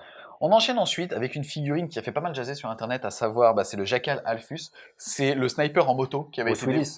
Exactement. Il a un profil assez séduisant, ou en tout cas de toute façon c'est très sympa au sein de cette unité d'avoir des unités qui peuvent être sur la table, mais qui ont une bonne force de projection, puisque c'est une auto, elle va donc bouger de 14, toucher à 3+ au corps à corps, à 2+ au tir, force 3, endurance 4, 5 points de vie, 3 attaques, commandement de 8 et une sauvegarde à 5. Il a de base -1 pour être touché.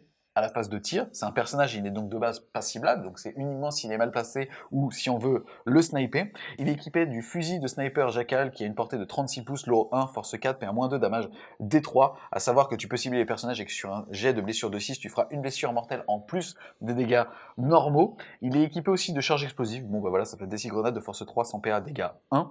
Et au niveau de ses aptitudes, il va aussi avoir cible prioritaire repérée. Au début de votre phase de tir, choisissez une unité ennemie à 36 pouces ou moins et visible de cette figurine. Jusqu'à la fin de la phase, ajoutez 1 au jet de touche des attaques des unités cultes amies qui ciblent cette unité tant qu'elles sont à 6 pouces ou moins de cette figurine. Et la bulle s'étend à 12 pouces si c'est des motards.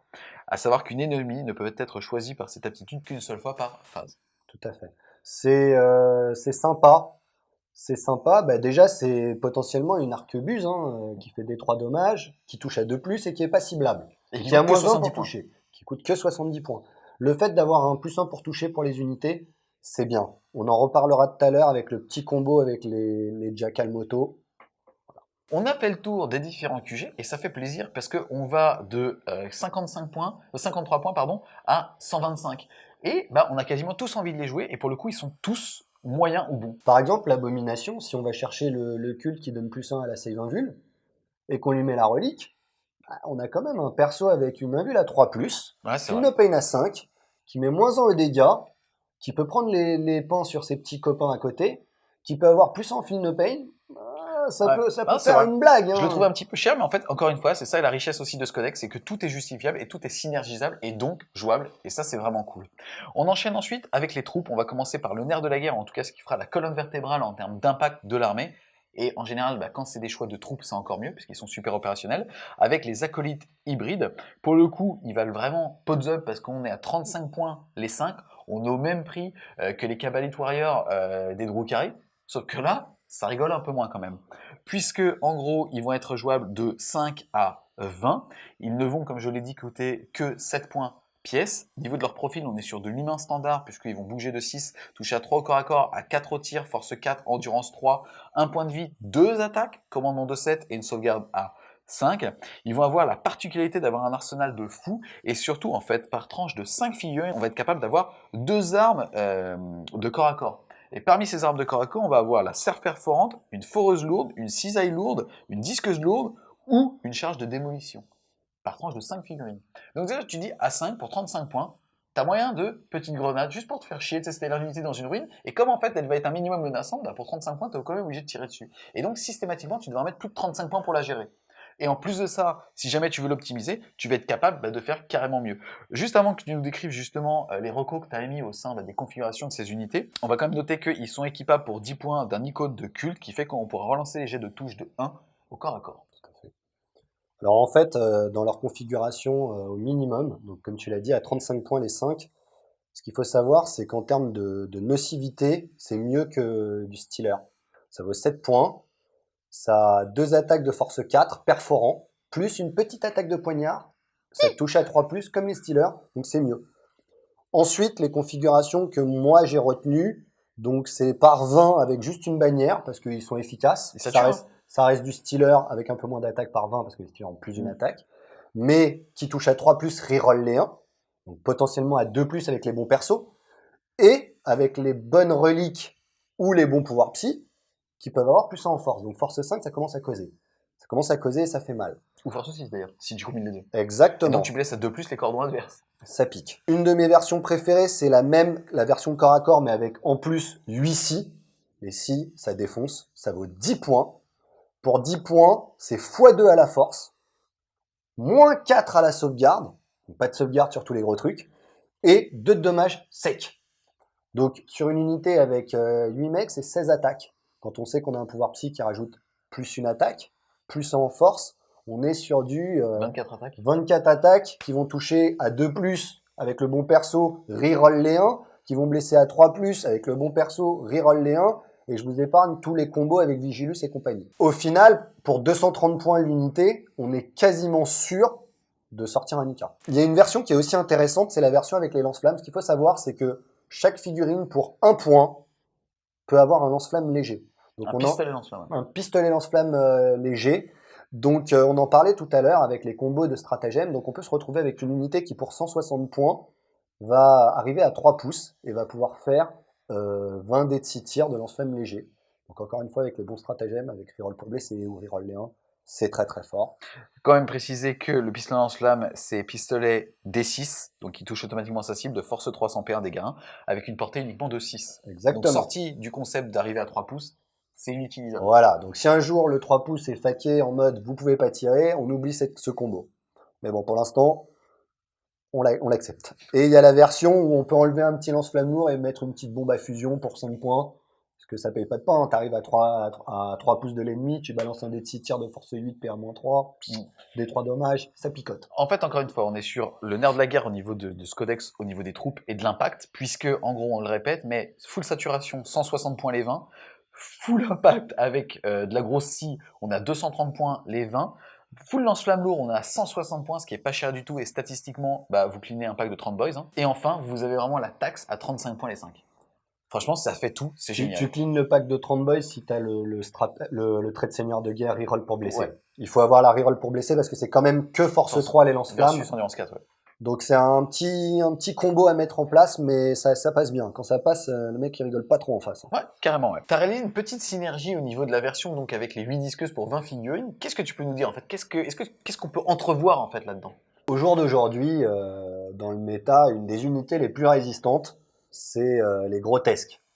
Unité de 10 grotesques, 4 points de vie par figurine, invulnérable à 4, feel no pain à 6. Eh ben, en statistique, avec une unité de 20 acolytes, les bons pouvoirs, les bons stratagèmes, on peut la sécher d'un seul coup. Pour 230 points, on va avoir 20 acolytes, dont 8 si, et l'icône qui permet de relancer les 1.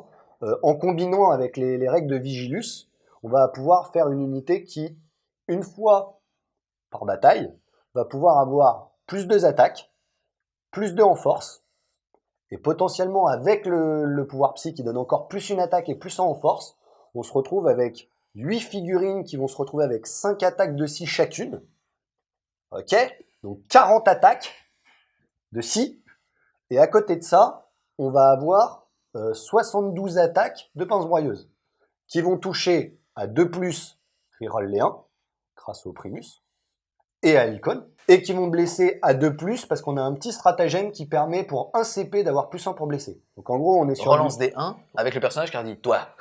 Relance des 1 avec le Primus aussi. Donc en gros, on est sur 40 attaques de scie qui touchent à 2+ reroll, qui blessent à 2+ reroll, qui font -4 et 2 de dégâts, et 72 attaques de pince broyeuse qui touchent à 2+ reroll et qui blessent à 2+ reroll.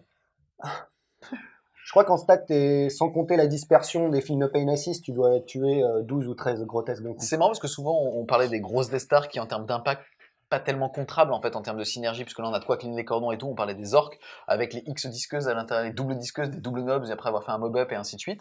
Là on est encore au-dessus, et pour moins cher en points. 230 points, ouais. 230 points, tu rases une unité de 10 grotesques. Heureusement qu'il tape pas 2 fois. Hein. Je te dis, je crois qu'en stat, tu peux sécher 2 IK. Hein. C'est d'une rare violence. Hein. On enchaîne ensuite avec une troupe un petit peu plus low cost qui sont les néophytes hybrides. On est à 5 points pièce. Eux par contre, ils vont bouger de 6, ils vont toucher à 4 au corps à corps, 4 au tir, force 3, endurance 3, 1 point de vie, une attaque commandement de 7, une sauvegarde à 5. En gros, c'est un garde-imp de base, sauf qu'il n'a pas le même arsenal. Ici, ils vont être jouables par 10 au minimum, ça fait donc 50 points en slip les squads. Après, on peut soit les jouer avec des fusils d'assaut qu'on connaît, qui sont tir rapide 1, force 3 sans P1 dégâts 1, ou alors avec des fusils à pompe qui va avoir une portée de 12 pouces et faire assaut 2, à savoir que si on est à mi-portée, on passera de force 3 à force 4, on peut avoir 2 armes lourdes de tir, habituellement des mitraillettes, mais à voir. Ils sont aussi équipables d'une icône de cul qui fait qu'on relancera pour 10 points les touches de 1 au corps à corps. C'est une unité qui est sympa, c'est la moins chère qui bénéficie des credos. Donc intéressante. On peut la jouer de différentes manières. On peut les jouer par 10 avec 2 armes lourdes. Moi j'aime bien 10 et 2 mitrailleuses, c'est 54 points. Quand on commence à multiplier les unités, on peut vite se retrouver avec 14, 15 mitrailleuses. Et puis mine de rien, ça envoie. Hein. Quand on avait vu qu'il y avait un credo qui permettait de bouger et de tirer avec les armes lourdes, qu'on a les petits persos comme le Jackal Altus qui fait plus 1 pour toucher. Ça fait vraiment la marée de mecs complètement hypnotisés, c'est par le culte. C'est ça. Genre, Imhotep. Ils se prennent pour des immortels, mais Bref. Ça marche moins bien. Mais c'est vrai qu'encore une fois, dans une optique spécifique, avec les bonnes synergies, tu peux les rendre sans peur avec la bonne figurine, tu peux avoir plus... Enfin, t'as vraiment pas mal de choses à faire. Hein. On peut les jouer jusqu'à 20 avec les fusils à pompe. On se retrouve et le bon stratagème qui fait qu'on arrive à 3 pas, on peut faire jusqu'à 40 tirs de force 4. Ça sèche, hein. Ça peut faire des blagues. Ça peut faire Mais des encore une blagues. fois, alors t'auras pété tes 2 PC pour les faire arriver à 3 pouces, mais ça t'aura coûté finalement que 100 points. C'est ça. Quand tu vois qu'en chevalier gris, il faut combien de points, on va dire, même si derrière ils vont être un peu plus tanky, on s'en fout puisque on va miser sur la force d'impact parce que quasiment n'importe quelle armée est capable de gérer 5 GK, 10 GK qui arrivent quand ils sont à 12 pouces de l'ennemi à leur tour. Alors que là, finalement, c'est vas-y mec, tire dessus, c'est 100 points, ça m'a coûté 2 PC mais ça a fait le taf. Ouais, c'est ça. Donc c'est très sympa. Hein. On enchaîne ensuite avec le Brood Brother Infantry Squad. Ici, on est à 4 points pièce. On doit les jouer à minimum par 10 et on peut monter jusqu'à 20. Et 2 Brood Brothers peuvent fusionner, faire des bisous et faire une plateforme d'armes lourdes. Donc c'est exactement la même chose que côté garde impériale, sauf qu'on peut monter plus haut les effectifs qui valent moins cher en points, qu'ils vont avoir l'aptitude embuscade du culte, loyauté aveugle, et pour le coup, là l'émetteur Vox va permettre de relancer les tests de morale ratés quand elle contient au moins une de ces figurines. Donc, la différence entre les Brood Brothers et les néophytes, sans parler de l'armement, donc on a vu qu'ils pouvaient avoir des lance-flammes, l'équipement de la garde impériale de manière classique, c'est qu'en fait, ils vont pas bénéficier des credos du culte. Donc, à mon sens, ils sont moins intéressants que les néophytes.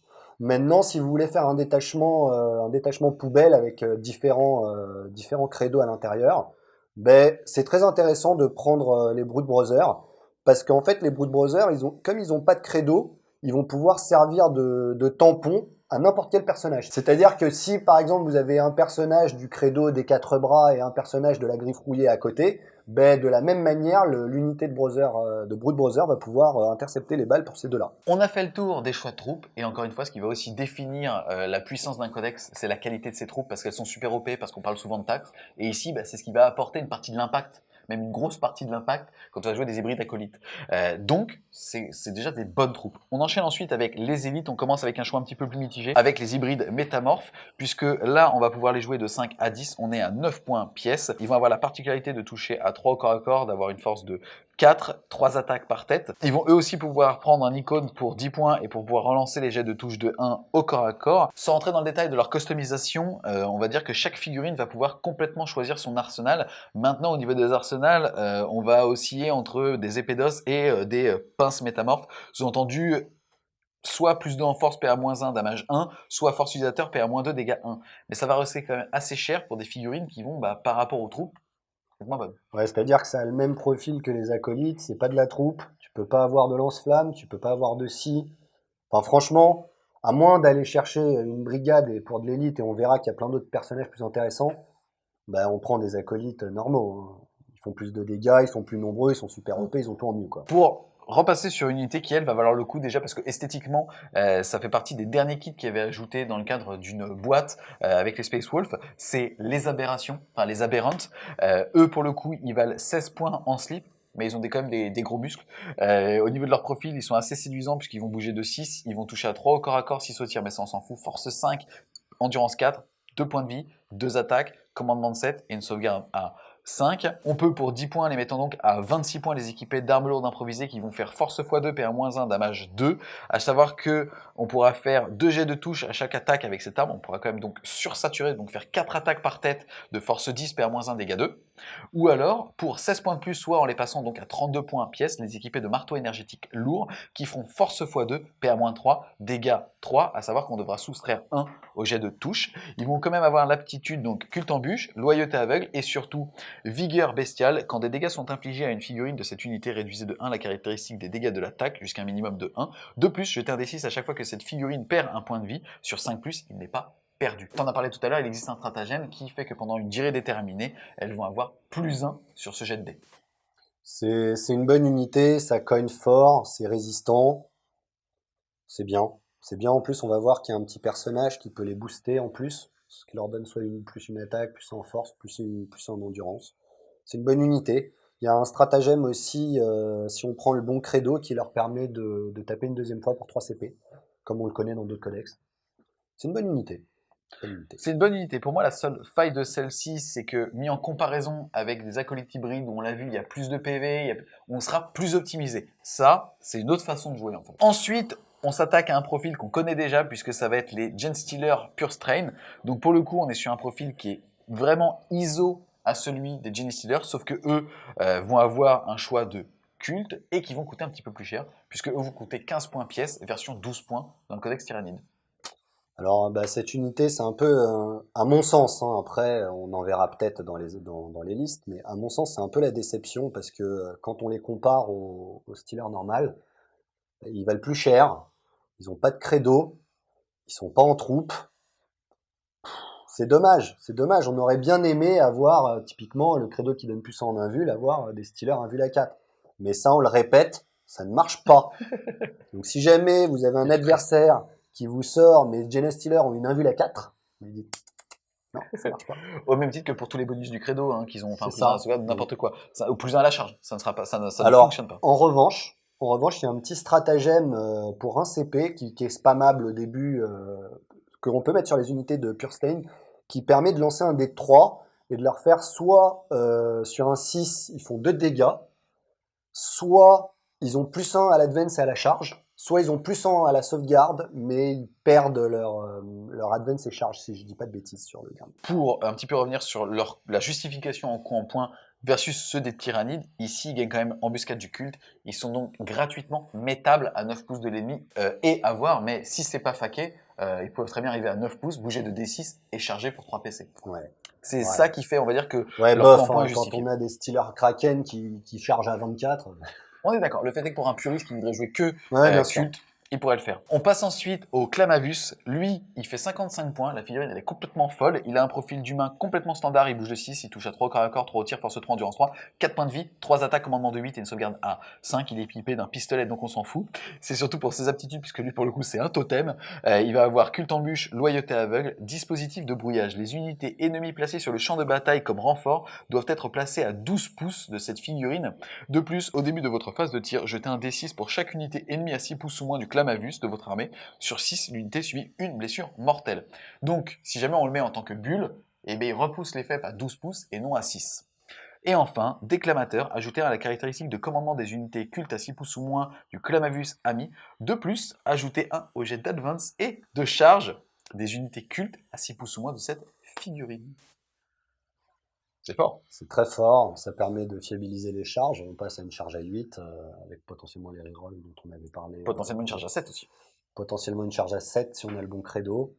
Les histoires de bulles, c'est fort aussi, hein, quand on sait les codex or qui arrivent en dead jump et compagnie, ça peut vraiment flinguer une armée adverse, quoi. Mm.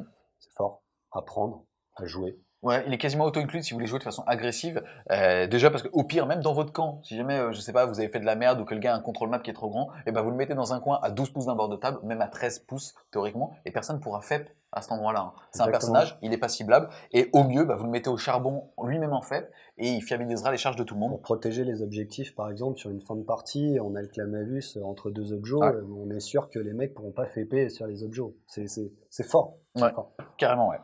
Ensuite, on va avoir le Locus. Le Locus, lui, il vaut 40 points. Il a un profil un peu plus agressif et assez séduisant puisque il bouge de 6, il touche à 2 au corps à corps, à 3 au tir, force 4, endurance 3, 4 points de vie, 4 attaques, commandement de 8 et une sauvegarde à 5. Il est équipé d'une queue hippomorphe qui va faire PA-1 dégâts 1, à savoir qu'on pourra faire une attaque en plus avec, ou alors une lame Locus, et c'est pour ça que c'est un petit personnage qui vaut que 40 points mais qui est capable de faire des mauvaises surprises, puisqu'il va être force utilisateur PA-3, dégâts 1, et on va augmenter de 2 la caractéristique des dégâts si jamais il a été chargé, ou une intervention avec pour un petit Ben, c'est un petit missile en fait que tu peux envoyer, il peut faire une mauvaise surprise. Ouais, c'est clair. Au niveau de ses aptitudes, il va avoir garde du corps indéfectible. Chaque fois qu'une figurine personnage culte autre qu'un locus perd un PV à 3 pouces ou moins d'un locus, vous pouvez choisir un de ces locus pour intercepter l'attaque. Dans ce cas, jetez un D6 et sur un 2+, le personnage ne perd pas de PV mais la figurine choisie subit une blessure mortelle.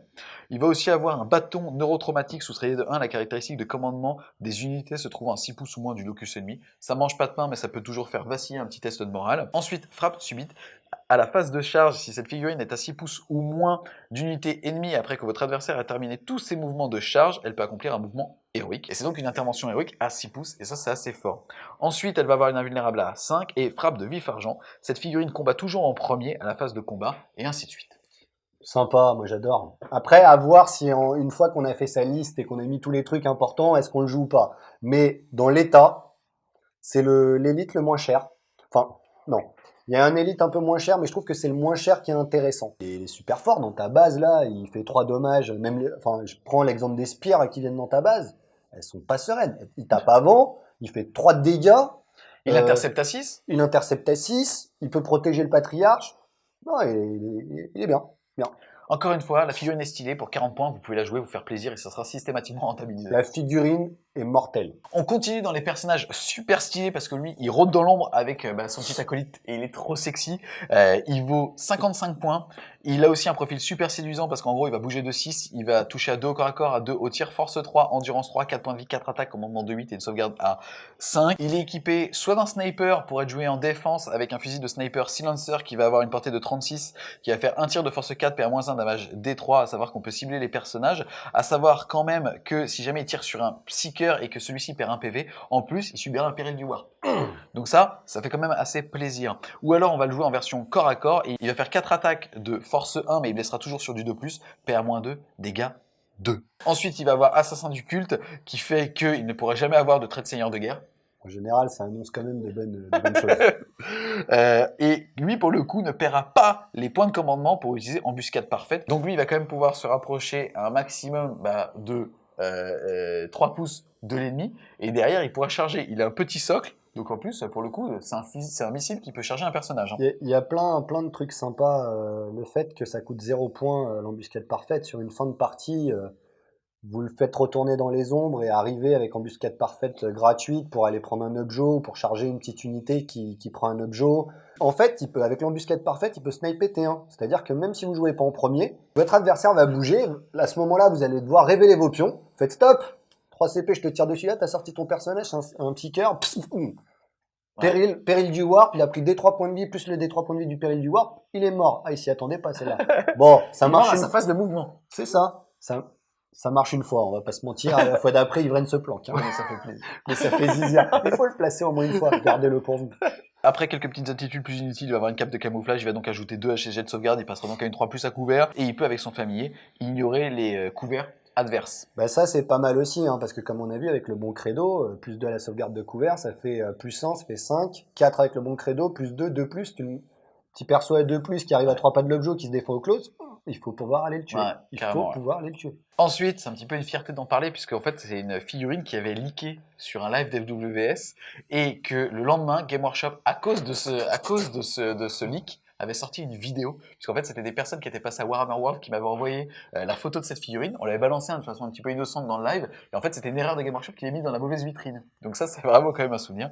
On va donc s'attaquer au Keller Morph, qui ne vaut que 60 points, parce que quand même, franchement, encore une fois, pour 60 points, il va faire de mauvaises blagues. C'est un putain de pistolero sniper, puisqu'il va bouger de 6, il va toucher à 3 au corps à corps, à 2 au tir, force 3, endurance 3, 4 points de vie, 3 attaques, commandement de 8 et une sauvegarde à 5. Si on l'aime, c'est aussi surtout parce qu'il va être équipé de 3 fucking, c'est vulgaire sur le datasheet, automatique libérateur qui va avoir une portée de 12 pouces, et donc pistolet 2 x 3, donc pistolet 6, force 4, PA-1, dégâts 2. Pourquoi c'est plus fort? Parce que comme c'est 3 armes, il va être capable en plus de sniper plusieurs petits persos si jamais ils n'ont pas beaucoup de points de vie. Mais ce qui est quand même possible. Hein. Il va ensuite avoir l'aptitude pistolero. Cette figurine peut cibler les personnages même si elles ne sont pas les figurines ennemies les plus proches. De plus, à chaque fois que cette figurine touche un ennemi avec une arme de type pistolet, elle peut aussitôt effectuer un jet de touche supplémentaire contre cette cible avec la même arme. En stat, on se touche. C'est simple. Ouais, on se touche. On se touche. 6 de base, 5 qui passent en plus.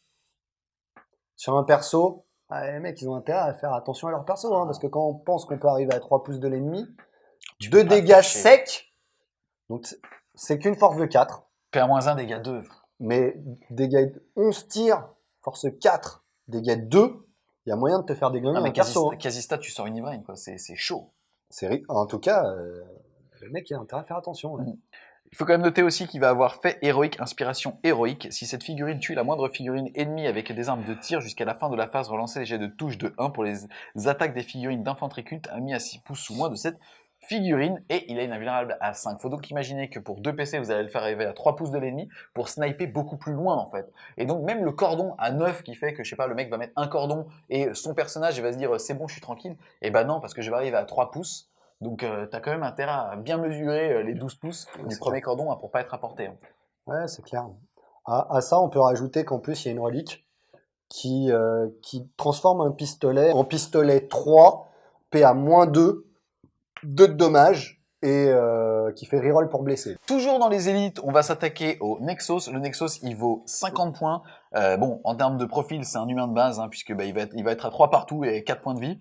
Il va être équipé d'un pistolet mitrailleuse, il va avoir les aptitudes culte embûche, loyauté aveugle, et c'est surtout en fait pour coordinateur stratégique qui va être utilisable, puisque une fois cette figurine placée sur le champ de bataille, vous pouvez choisir un de vos pions embuscade sur le champ de bataille et le retirer avant de le replacer n'importe où et entièrement dans votre zone de déplacement et à plus de 12 pouces de toute figurine ennemie. Donc ça, indirectement, si jamais vous n'avez pas besoin de replacer 3 pions, vous n'avez pas besoin de claquer le stratagème qui vaut 2 PC C'est ça. pour pouvoir redéployer. Et surtout, en fait, si votre armée est réglementaire, jetez un D6 à chaque fois qu'un joueur dépense un point de commandement pour utiliser un stratagème, tandis qu'au moins un Nexos est sur le champ de bataille. S'il s'agissait d'un PC que vous dépensiez et qu'il y a au moins un Primus ami sur le champ de bataille, ajoutez 1 au résultat. S'il s'agissait d'un PC dépensé par votre adversaire et qu'il y avait au moins un Clavavus sur le champ de bataille, ajoutez 1 au résultat. Et sur un 6, vous gagnez aussitôt un point de commandement. Sous-entendu, si jamais vous avez un des deux persos, ça sera soit sur du 5 pour vous, soit sur du 5 sur l'adversaire. On précise néanmoins que dans l'ère de la Big Fac, ça n'est possible de récupérer un PC qu'une seule fois par round de bataille. Le fait est que c'est super fort. C'est fort parce que en général, dans les armées, si on a ça sur les traits de seigneur de guerre, là, c'est juste le petit personnage qui donne le bonus. C'est sur les vôtres et sur ceux de l'adversaire. À 5+, c'est fort. En plus de ça, la figurine est magnifique. On a un personnage avec un hologramme en 3D. Et il paraît en fait que l'hologramme, en fait. Ouais. Ah, vas-y, dis-le. Il paraît que l'hologramme représente le siège De de Game Game Workshop, Workshop. ouais. Ouais. Ne serait-ce que pour ça, faut le jouer. Ouais, Non, elle est encore une sympa. fois, on est sur une figurine qui est vraiment cool, qui avait créé la surprise. Vous avez des mauvais tricks à faire, encore une fois, sur le redéploiement gratuit. Au moins, vous mettez un pion au centre de table, vous en foutez, vous l'avez sur la table et vous savez qu'il pourra faire chier derrière. Lui, pour le coup, vous allez le mettre derrière une ruine ou un truc comme ça, il sera caché toute votre partie. Ça peut être un pion qui va repousser aussi des faibles et il sera juste là comme un totem pour amener des PC. C'est Ouais, c'est rentable. fort, c'est fort. Ensuite, on va passer au Biophagus. Le Biophagus, il vaut 35 points et il peut être équipé d'un petit Alchemicus familiar pour 12 points. Lui, il va avoir un profil d'humain complètement standard, donc 3 partout, il bouge de 6 et il a 4 points de vie. Et il va être équipé d'un aiguillon injecteur qui va faire force 4 sans PA damage D3. Il va très bien synergiser avec les aberrations grâce à l'aptitude amélioration génomique, puisque cette figurine peut améliorer une unité d'aberrant culte à 1 pouce ou moins de lui. À la fin de chacune de votre phase de mouvement, jetez un D6. Sur un jet de 1, une figurine de l'unité choisie est tuée. On l'avait quand même, c'était quand même des mecs à 16 points, mais bon, passons. Ouais, tu le reroll au pire. Puis jetez un D3 et consultez le tableau ci-dessous. En gros, sur un 1, on va avoir plus en force, sur un 2, on va avoir plus en endurance, et sur un 3, on va avoir plus une attaque. On se souvient de l'entièreté des synergies qui vont ajouter des attaques. Et donc pour 5 mecs, on peut monter à quasi 20 attaques. Ça, c'est fort. Ouais. C'est fort, parce que 3 attaques, là pour le coup c'est sur le profil à mon sens. Donc avec les armes improvisées, on monte à 6 attaques par bonhomme. Ouais, c'est ça. Ouais, moyen de faire de mauvaises blagues. Même l'endurance, endurance 5, ça commence à être relou. Ouais, carrément. Puisque tu parles en fait du fait qu'on ajoute une attaque au profil, c'est que en gros, quand on utilise les règles purement de Game Workshop, faut savoir en gros qu'on va d'abord appliquer les bonus liés au profil et ensuite les bonus liés à l'arme. Donc sous-entendu, si jamais on fait plus 2 en force grâce à un sort, une figurine qui était force 5 passe force 7, et si jamais la force 2, elle passera force 14. Alors que dans les conventions ETC ou dans certains tournois, c'est d'abord la multiplication, quelle qu'elle soit, qu'elle vienne de l'arme ou de la figurine, et ensuite les additions. Tout à fait. Ensuite, au niveau de son familier, si un Biophagus est accompagné d'un Alchemicus familiar une fois par bataille, lorsque le Biophagus utilise son aptitude, jetez 2d3 sur le tableau d'amélioration, choisissez le résultat à appliquer. Donc en plus, on a moyen de le fiabiliser au bon moment. Ça on le prend, on le prend parce que comme ça on a l'aptitude qu'on veut. Parce que de toute manière, à mon sens, le moins intéressant c'est le plus en force. Les 2 autres sont top. Donc à partir du moment où on lance 2 dés, on en a forcément une bien. Sauf si tu fais un double, la tenir dans le cul. C'est vrai. Ici, on était sur le dernier choix d'élite et il n'y a pas d'élite mauvais. Et en plus de ça, on n'est que sur des élites qui coûtent moins de 60 points. Donc c'est super fort, encore une fois. On enchaîne ensuite avec les attaques rapides et on va passer à l'Achille, donc Achilles Ridge Runners. C'est un châssis qui est assez séduisant, il bouge de 14 pouces, il touche à 6 au corps à corps comme tout le monde, il touche à 4 au tir, force 5, endurance 5, 8 points de vie, 3 attaques, commandement de 7, une sauvegarde à 4. Le problème, en fait, c'est que comme sur l'ensemble des châssis, c'est une figurine qui tire à 4+, et avec des armes lourdes. Et donc, dès qu'elle va bouger, elle va tirer sur du 5. Et dès qu'il va y avoir -1 en face, et ainsi de suite. Et c'est un petit peu la seule doléance qu'on va émettre, en fait, sur ces véhicules, puisque, en soi, l'ensemble de leurs points en points sont pas déconnantes, hein. Au niveau de son prix et de son équipement, il va être à 50 points en slip, il va être équipé de 2 mitraillettes, donc 2 x 2 points, d'un laser minier lourd pour 25 points et d'un lance-leurre. Autant vous dire qu'il va donc coûter 79 points pour faire D3 tirs de force 9, PA-3, damage D6, donc c'est plutôt correct, et 6 tirs de force 4, sans P1, dégâts 1. Pour un châssis à moins de 80 points, qui a 8 PEV, endurance 5, sauvegarde à 4, mais surtout qui tire avec l'équivalent d'un canon laser, c'est quand même justifiable en tout cas comme entrée. Au niveau de ses aptitudes, il va avoir un lance-leurre qui fait que si une figurine est équipée d'un lance-leurre jeté un D6 PV à chaque fois qu'elle perd un PV sur 6, elle ne le perd pas. De plus, une fois par partie au début de votre phase de mouvement, vous pouvez choisir une unité motarde à 6 pouces ou moins de cette figurine. Cette unité peut se dépasser de 6 pouces supplémentaires, donc de 20 pouces au total pour l'unité de moto. C'est quand même assez correct. Ensuite, on va avoir véhicule éclaireur au début du premier round de bataille, mais avant d'entamer le premier tour, elle va pouvoir se déplacer de jusqu'à 9 pouces, sauf qu'elle ne devra pas finir son mouvement à moins de 9 pouces d'une figurine ennemi. Et observateur, si cette figurine est un observateur, augmenter de 6 pouces la caractéristique de portée de ses armes de tir. À savoir que ces deux dernières aptitudes sont liées à un équipement qu'on doit rajouter en points. Ouais, on peut pas avoir les 3 équipements, hein. C'est au choix entre les équipements. Comme tu l'as dit, le problème c'est un peu la CT, ça touche qu'à 4+, donc l'intérêt c'est que c'est fiabilisable, par exemple avec le Jackal F+, qui peut donner +1 pour toucher. À voir comment on peut mettre ça en place, c'est pas si déconnant, peut-être en avoir une aussi pour les motos, pour les faire bouger plus vite, le fait qu'elle puisse bouger au début de la partie, c'est pas si mal, mais c'est pas... On est sur un 4x4 super stylé, et au pire, on a une version complètement low cost où finalement on va virer le laser minier pour mettre un mortier lourd. C'est ça. Et finalement, on a un châssis de 8 PV endurance 5 dans sa base, qui est capable quand même de bouger au moins de 14 pouces, donc de 20 pouces si jamais on fait une belle advance. Finalement, pour 62 points. C'est que dalle. Non, c'est pas mal. Après, c'est comme tout, hein. Quand on fait les listes, on est toujours à 10 points près. Et 62 points, c'est plus cher qu'une sentinelle, par exemple. Pour aller chercher une brigade. On enchaîne ensuite avec les Atalan Jackal. C'est les petites motos, pareil, hein, c'est des nouvelles figurines qui ont fait vraiment énormément de bruit quand elles ont été publiées. On est sur le même profil que sur le personnage à moto, puisqu'elles vont bouger de 14, CC 4+, CT 4+, force de 3, endurance 4, 2 points de vie par moto, une attaque, commandement de 7 et une sauvegarde à 5. On notera qu'elles ont -1 pour être touchées à la phase de tir et qu'elles ne valent que 10 points pièce. Ouais, c'est très bien. Elles sont sympas, elles sont toutes customisables, on peut leur mettre 2 armes. Les 2 armes ne peuvent pas être les mêmes, c'est juste ça. Il peut y avoir des armes de corps à corps, des armes de tir. Moi, personnellement, il y a une configuration d'unité que j'aime bien, c'est 50 points les 5 motos et 25 points les 5 bombes à fusion. Et au niveau de la synergie de cette unité, on va avoir pour 2 CP, donc on arrive à 3 pas de l'ennemi. Pour un CP, on va pouvoir lancer les 5 bombes à fusion. Et pour un autre CP, moyennant être dans le bon credo, on va avoir les bombes à fusion qui vont avoir +1 pour toucher et +1 pour blesser. Donc, pour faire le résumé, en gros... Excuse-moi, avec le bon perso, il va pouvoir dire exactement. Alors, toi, relance D1 pour blesser. Exactement. Donc, en gros, on va avoir une unité qui va balancer 5 dés de 6 tirs de force 8, -3 à la sauvegarde, dommage D de 3, qui touche à 2+. Ouais. Et qui blesse à 2+ en moyenne. Sur les endurances 7 ou moins, c'est du 2+.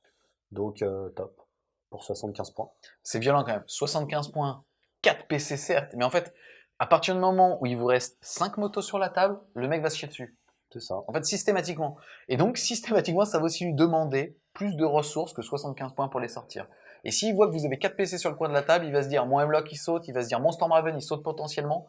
Enfin, c'est super compliqué. Hein. Ouais, surtout qu'en plus, disons-le clairement, le culte, c'est pas une armée qui est optimisée pour gérer les avions. Et ça, c'est un peu quand même la solution. Ouais.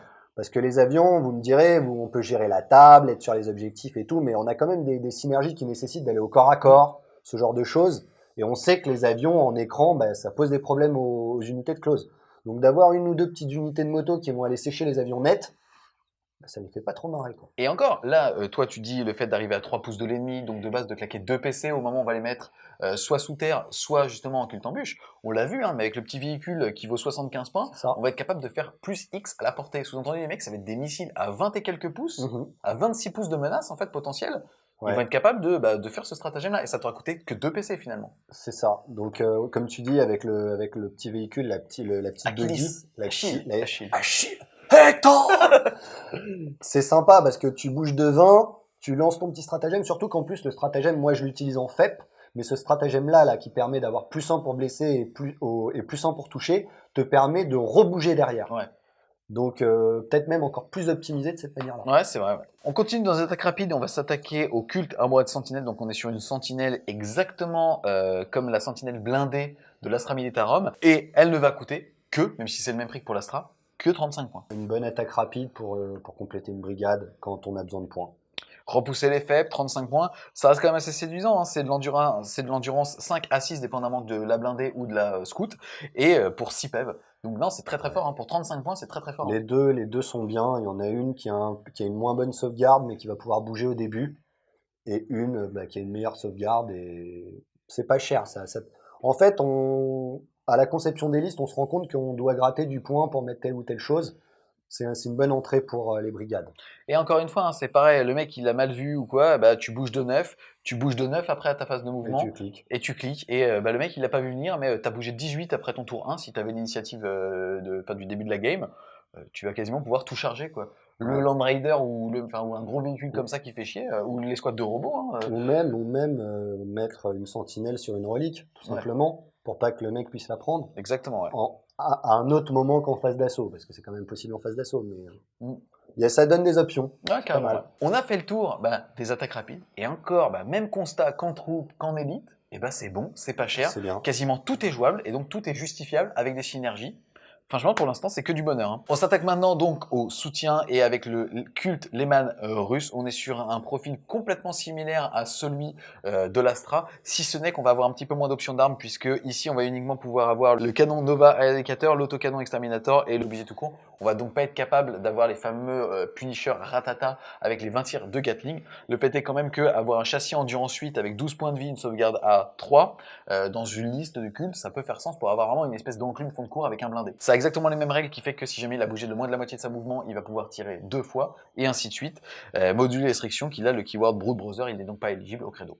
C'est ça, ce qui est dommage, mais bon, ce qui est normal. On va avoir exactement la même chose avec les Brood Brothers Heavy Weapon Squad. C'est donc les escouades d'armes lourdes de la garde, si ce n'est que ici, je trouve que ça a encore plus d'intérêt, puisque pour le coup, on va avoir besoin aussi de clean les cordons, et qu'une unité typiquement de triple mortier pour 39 points a encore plus de sens au sein de cette liste ici. Ouais, ça c'est top. Alors c'est un petit peu plus cher que chez la garde impériale, normal, hein, il y a l'embuscade du culte. Donc ça déjà c'est super fort parce qu'on peut les mettre soit devant, soit derrière en fonction d'on joue en premier ou pas. Donc ça c'est top.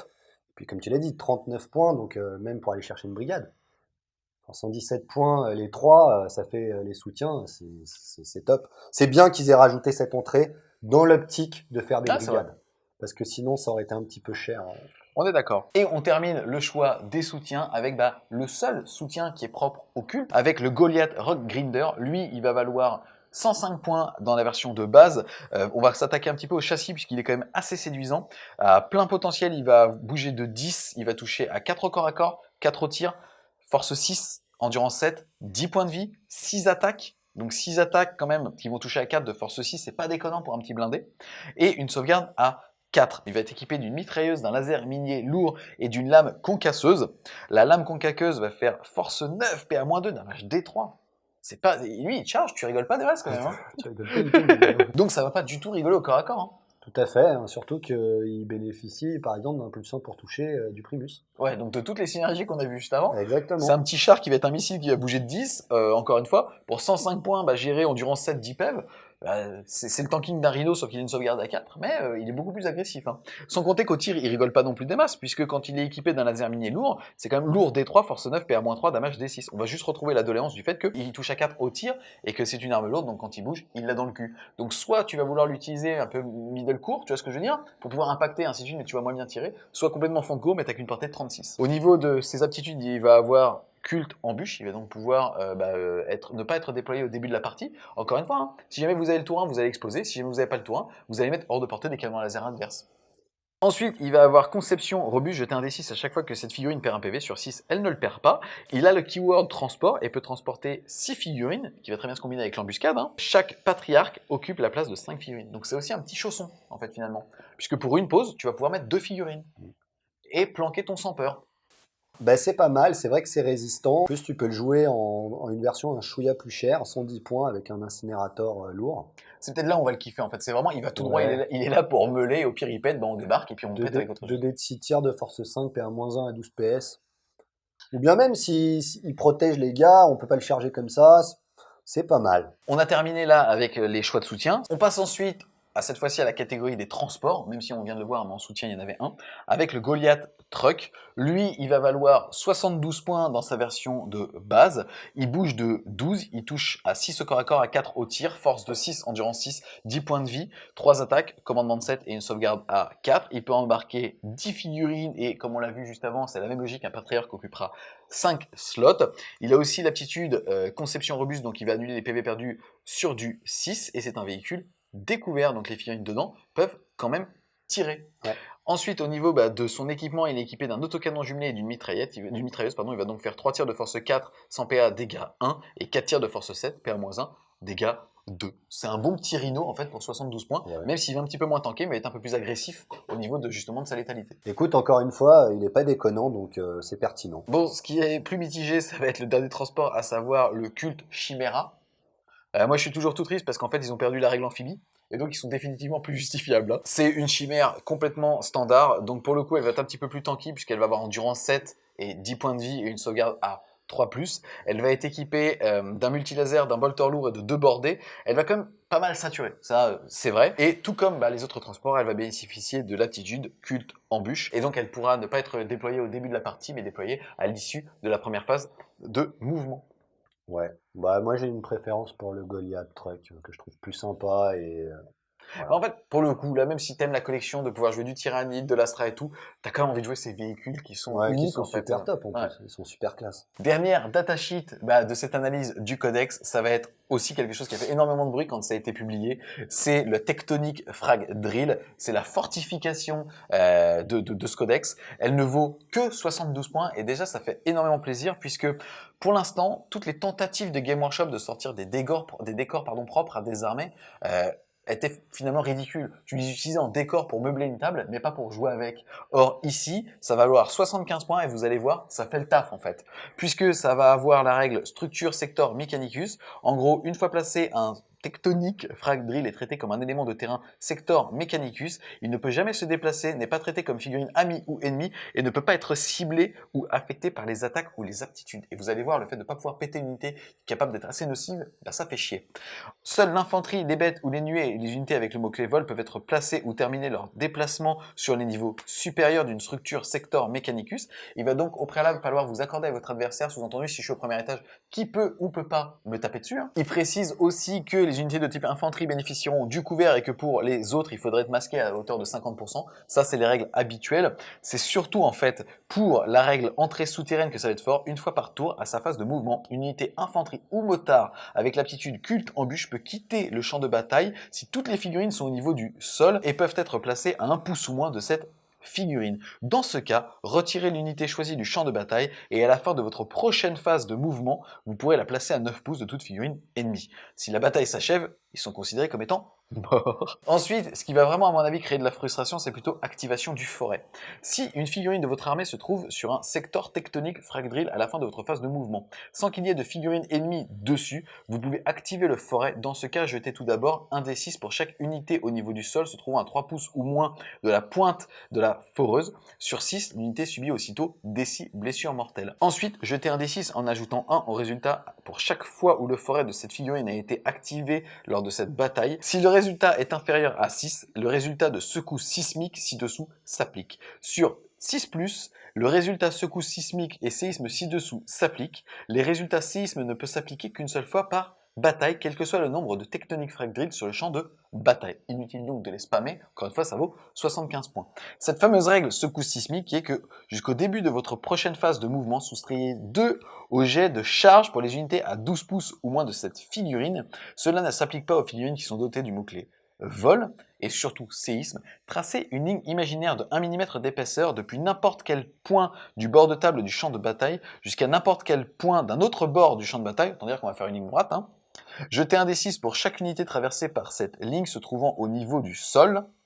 À savoir que si tu as le mot-clé vol, tu ne peux pas être affecté. Sur 4+, cette unité subit D3 blessures mortelles et sa caractéristique de mouvement est divisée par 2 jusqu'à la prochaine phase de mouvement. C'est fort, mais c'est vrai que c'est pas débile non plus puisque pour le coup, tu ne peux l'utiliser, en tout cas, tu ne peux en être victime qu'une seule fois par partie. Déjà.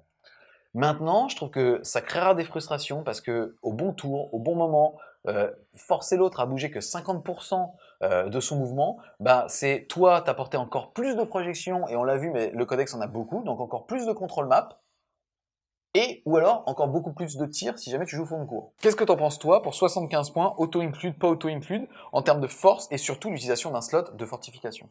Moi, personnellement, pas auto-include. Pour moi, à mon sens, c'est très fort, mais il y a quand même un côté aléatoire. On n'est pas sûr du résultat du séisme au bon moment. Ça te prive d'un détachement. Mais par contre, pour le coup en point et tout, la question se pose. Voilà.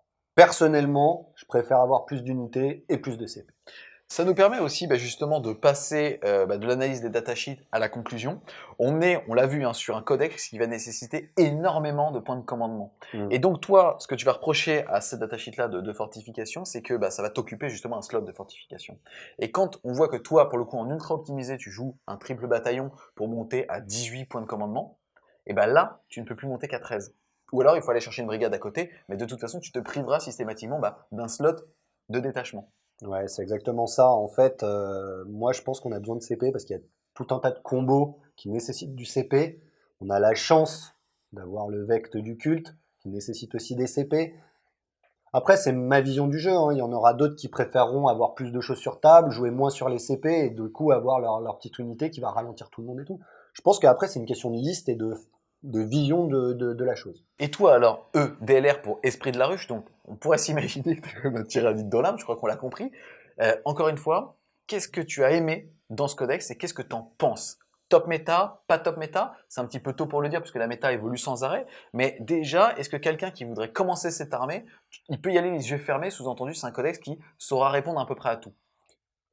Je pense que c'est un codex qui a plein d'options de jeu, qui est fort, par contre qui nécessite une bonne réflexion en amont, parce qu'à mon avis, ça permettra pas trop d'erreurs dans le sens où tu es quand même en mousse, hein. On a vu certains credos qui te permettent d'être un peu plus résistant, mais tu es quand même basé sur une endurance de 3. T'es pas non plus un Space Marine, quoi. Donc, moi c'est un codex qui me plaît. J'ai envie de le jouer. Les figurines me plaisent. Le background, les histoires me plaisent. Moi, je valide. Je valide. Pour revenir un petit peu aussi sur l'aspect modélisme, c'est une armée qui va permettre aux gens de pas mal s'épanouir. Déjà parce qu'ils vont pouvoir taper dans 3 gammes, on en parlait, Tyrannide, Astra et la Culte. On est sur donc des armées qui vont apporter énormément de marge de progression à un peintre débutant, enfin un hobbyiste débutant, aussi bien au niveau des conversions, Tyrannide, Astra c'est facile. Avec différents types de matières, on a des blindés, on a de la chair, on a un aspect visqueux et dégueulasse côté Tyrannide, donc ça c'est très positif. Maintenant, c'est un codex qui va demander, comme tu l'as dit déjà, en termes de gameplay et d'intellect au niveau de la fabrication de salice, si on ne veut pas créer de frustration dans un sens comme dans l'autre, de beaucoup réfléchir. Donc, pour un premier codex, c'est compliqué. Sans compter derrière que c'est une armée qui va coûter très très très cher en euros. On l'a vu, mais l'ensemble des synergies qui vont être fortes vont se jouer sur des figurines qui vont aussi coûter cher. Les acolytes hybrides, on n'est pas loin des 30 boules les 5. Et donc, quand on voit qu'on va au moins jouer des packs de 20 et on en aura au minimum 2, on va dire un pour les lance-flammes et un pour les scies, on est déjà à 40 figurines, hein. Ouais, c'est vrai. Donc tu es déjà à plus de 200 balles. Et donc c'est une armée qui va coûter très cher. Donc pour une première armée, moi c'est pas ce vers quoi je redirigerai les nouveaux joueurs. Maintenant, si vous avez un coup de cœur pour l'armée, elle est pérenne et elle est intelligemment évolutive. Je pense que tu as bien résumé la situation. C'est vrai que c'est une armée qui va coûter cher parce que c'est des figurines qui valent peu de points, qui sont super détaillées, donc forcément, ça se ressent dans le coût des figurines, comme tu disais, hein, c'est quand même 33 € les 5, donc ça pique, faut pas se mentir. Ce qui est intéressant au niveau des figurines, c'est que tout est plus ou moins jouable. Donc on peut partir avec un peu de tout. Le collectionneur va kiffer en fait. Ah, le collectionneur va kiffer. Je pense même qu'il y a certaines unités qu'on va retrouver dans d'autres armées parce qu'elles sont folles. Les motos sont folles. Enfin, il y a trop de trucs qui sont top. Pour un joueur débutant, c'est vrai que ça va faire un vrai budget, quoi. On va pas se mentir, hein, parce que pour avoir une petite armée à 1000 points, il va falloir de la troupe, il va falloir de la colite, il va falloir du néophyte, il va falloir du QG. Tous les QG sont intéressants, on l'a vu pendant cette discussion. Donc le Patriarche, les Magus, le Jackal, les petites motos sont sympas. Ce qui est intéressant, c'est qu'on peut récupérer d'anciennes armées, type GI pour compléter son C'est culte. Donc si on joue Tyrannide, si on joue GI, Le marché de l'occasion est assez fourni en fait là-dessus. Ouais. ça peut être intéressant. Après, l'armée a du potentiel, donc je pense que ça vaut le coup. On a donc terminé avec la lecture et l'analyse de ce codex. Un grand merci à toi, EDLR, l'esprit de la rue, quelque part, l'esprit de la favelas, pour avoir aidé. C'est un codex qui est très difficile à lire, je trouve, de prime abord, parce qu'il y a énormément de synergies, il y a énormément d'unités différentes, il y a énormément de petites règles qui ne s'appliquent pas à tout le monde au niveau des keywords. Donc déjà là-dessus, je pense que cette vidéo va aider pas mal de personnes. Donc un grand merci à toi d'avoir fait ce taf-là. On espère clairement que vous avez aimé cette vidéo. Si c'est le cas, n'hésitez pas à mettre un gros fucking pouce bleu dessus, à la partager, et si c'est pas le cas, à vous abonner à la chaîne. Si vous voulez continuer de supporter French War Game Studio, n'hésitez pas à aller faire un tour sur son Tipeee, le lien sera dans la description, c'est important. Et on vous dit À plus les Wargamers! salut les Wargamers, c'est Ivy de French War Game Studio, votre chaîne de rapport de bataille vidéo. Non mais alors, Bon, gars, je vais pas m'amuser qu'à souhait. Hein. Et si je le mets là? parle pas de mon père comme ça, hein, s'il te plaît, toi. Bon, bref. Mais une blague, tu l'as vu ou pas? Bah évidemment, le criquet infernal, mon gars. Tu vois quoi? Tu me dis, ah, tu me sous-estimes. J'ai Ils grandi sont dans la déjà, rue. sont déjà autrement. Le DLR, enfant de la rue. Avec les briques, là. Non, c'est pas bien, on n'a pas le droit de lui dire. Même avec les briques et en rampant, je vais te mettre ton taquet, petit bâtard. Attends, je tourne les pages. Ouais. Non, non, mais vas-y, dis ton avis. Bah, j'ai dit. Ouais. Comme dirait Corben. Ouais. En fait, tu le mets sur le Patriarche pour avoir un samper à 9 pouces, ce qui donne plus de latitude, mais moi je pense que Je veux pas m'avancer, hein, mais ça fait une bulle de 18 pouces. c'est vrai. Passe-moi le coq. Passe-moi. Il peut même pas te charger, il te voit pas, il tire sur les autres. Et là, toute la game qu'elle a tapé, tire là-bas, laisse-moi faire, marionnettiste. Complètement pété. Appelez-moi C'est trop Clint. cool. Grave. C'est Franchement, quoi ça c'est avec trop son cool. bandana, Ouais. son truc à moitié Et je suis pas déchiré. venu seul. Tu sais, j'ai vu Smith et Sauf Wesson, que lui, il en a une troisième, là. C'est un roumain. On en a donc terminé avec la lecture et l'analyse de ce codex. Un grand merci à toi, l'esprit de la rue. L'esprit de la rue. L'enfant de la rue, monsieur. Pour tourner Prince justement des pots. sur... Monseigneur. Chez ma boss. Et nous, on vous dit... Ciao les Wargamers. À plus. Enculé. Faux fan. Ça va, j'ai le droit de mettre mon petit grain de sel.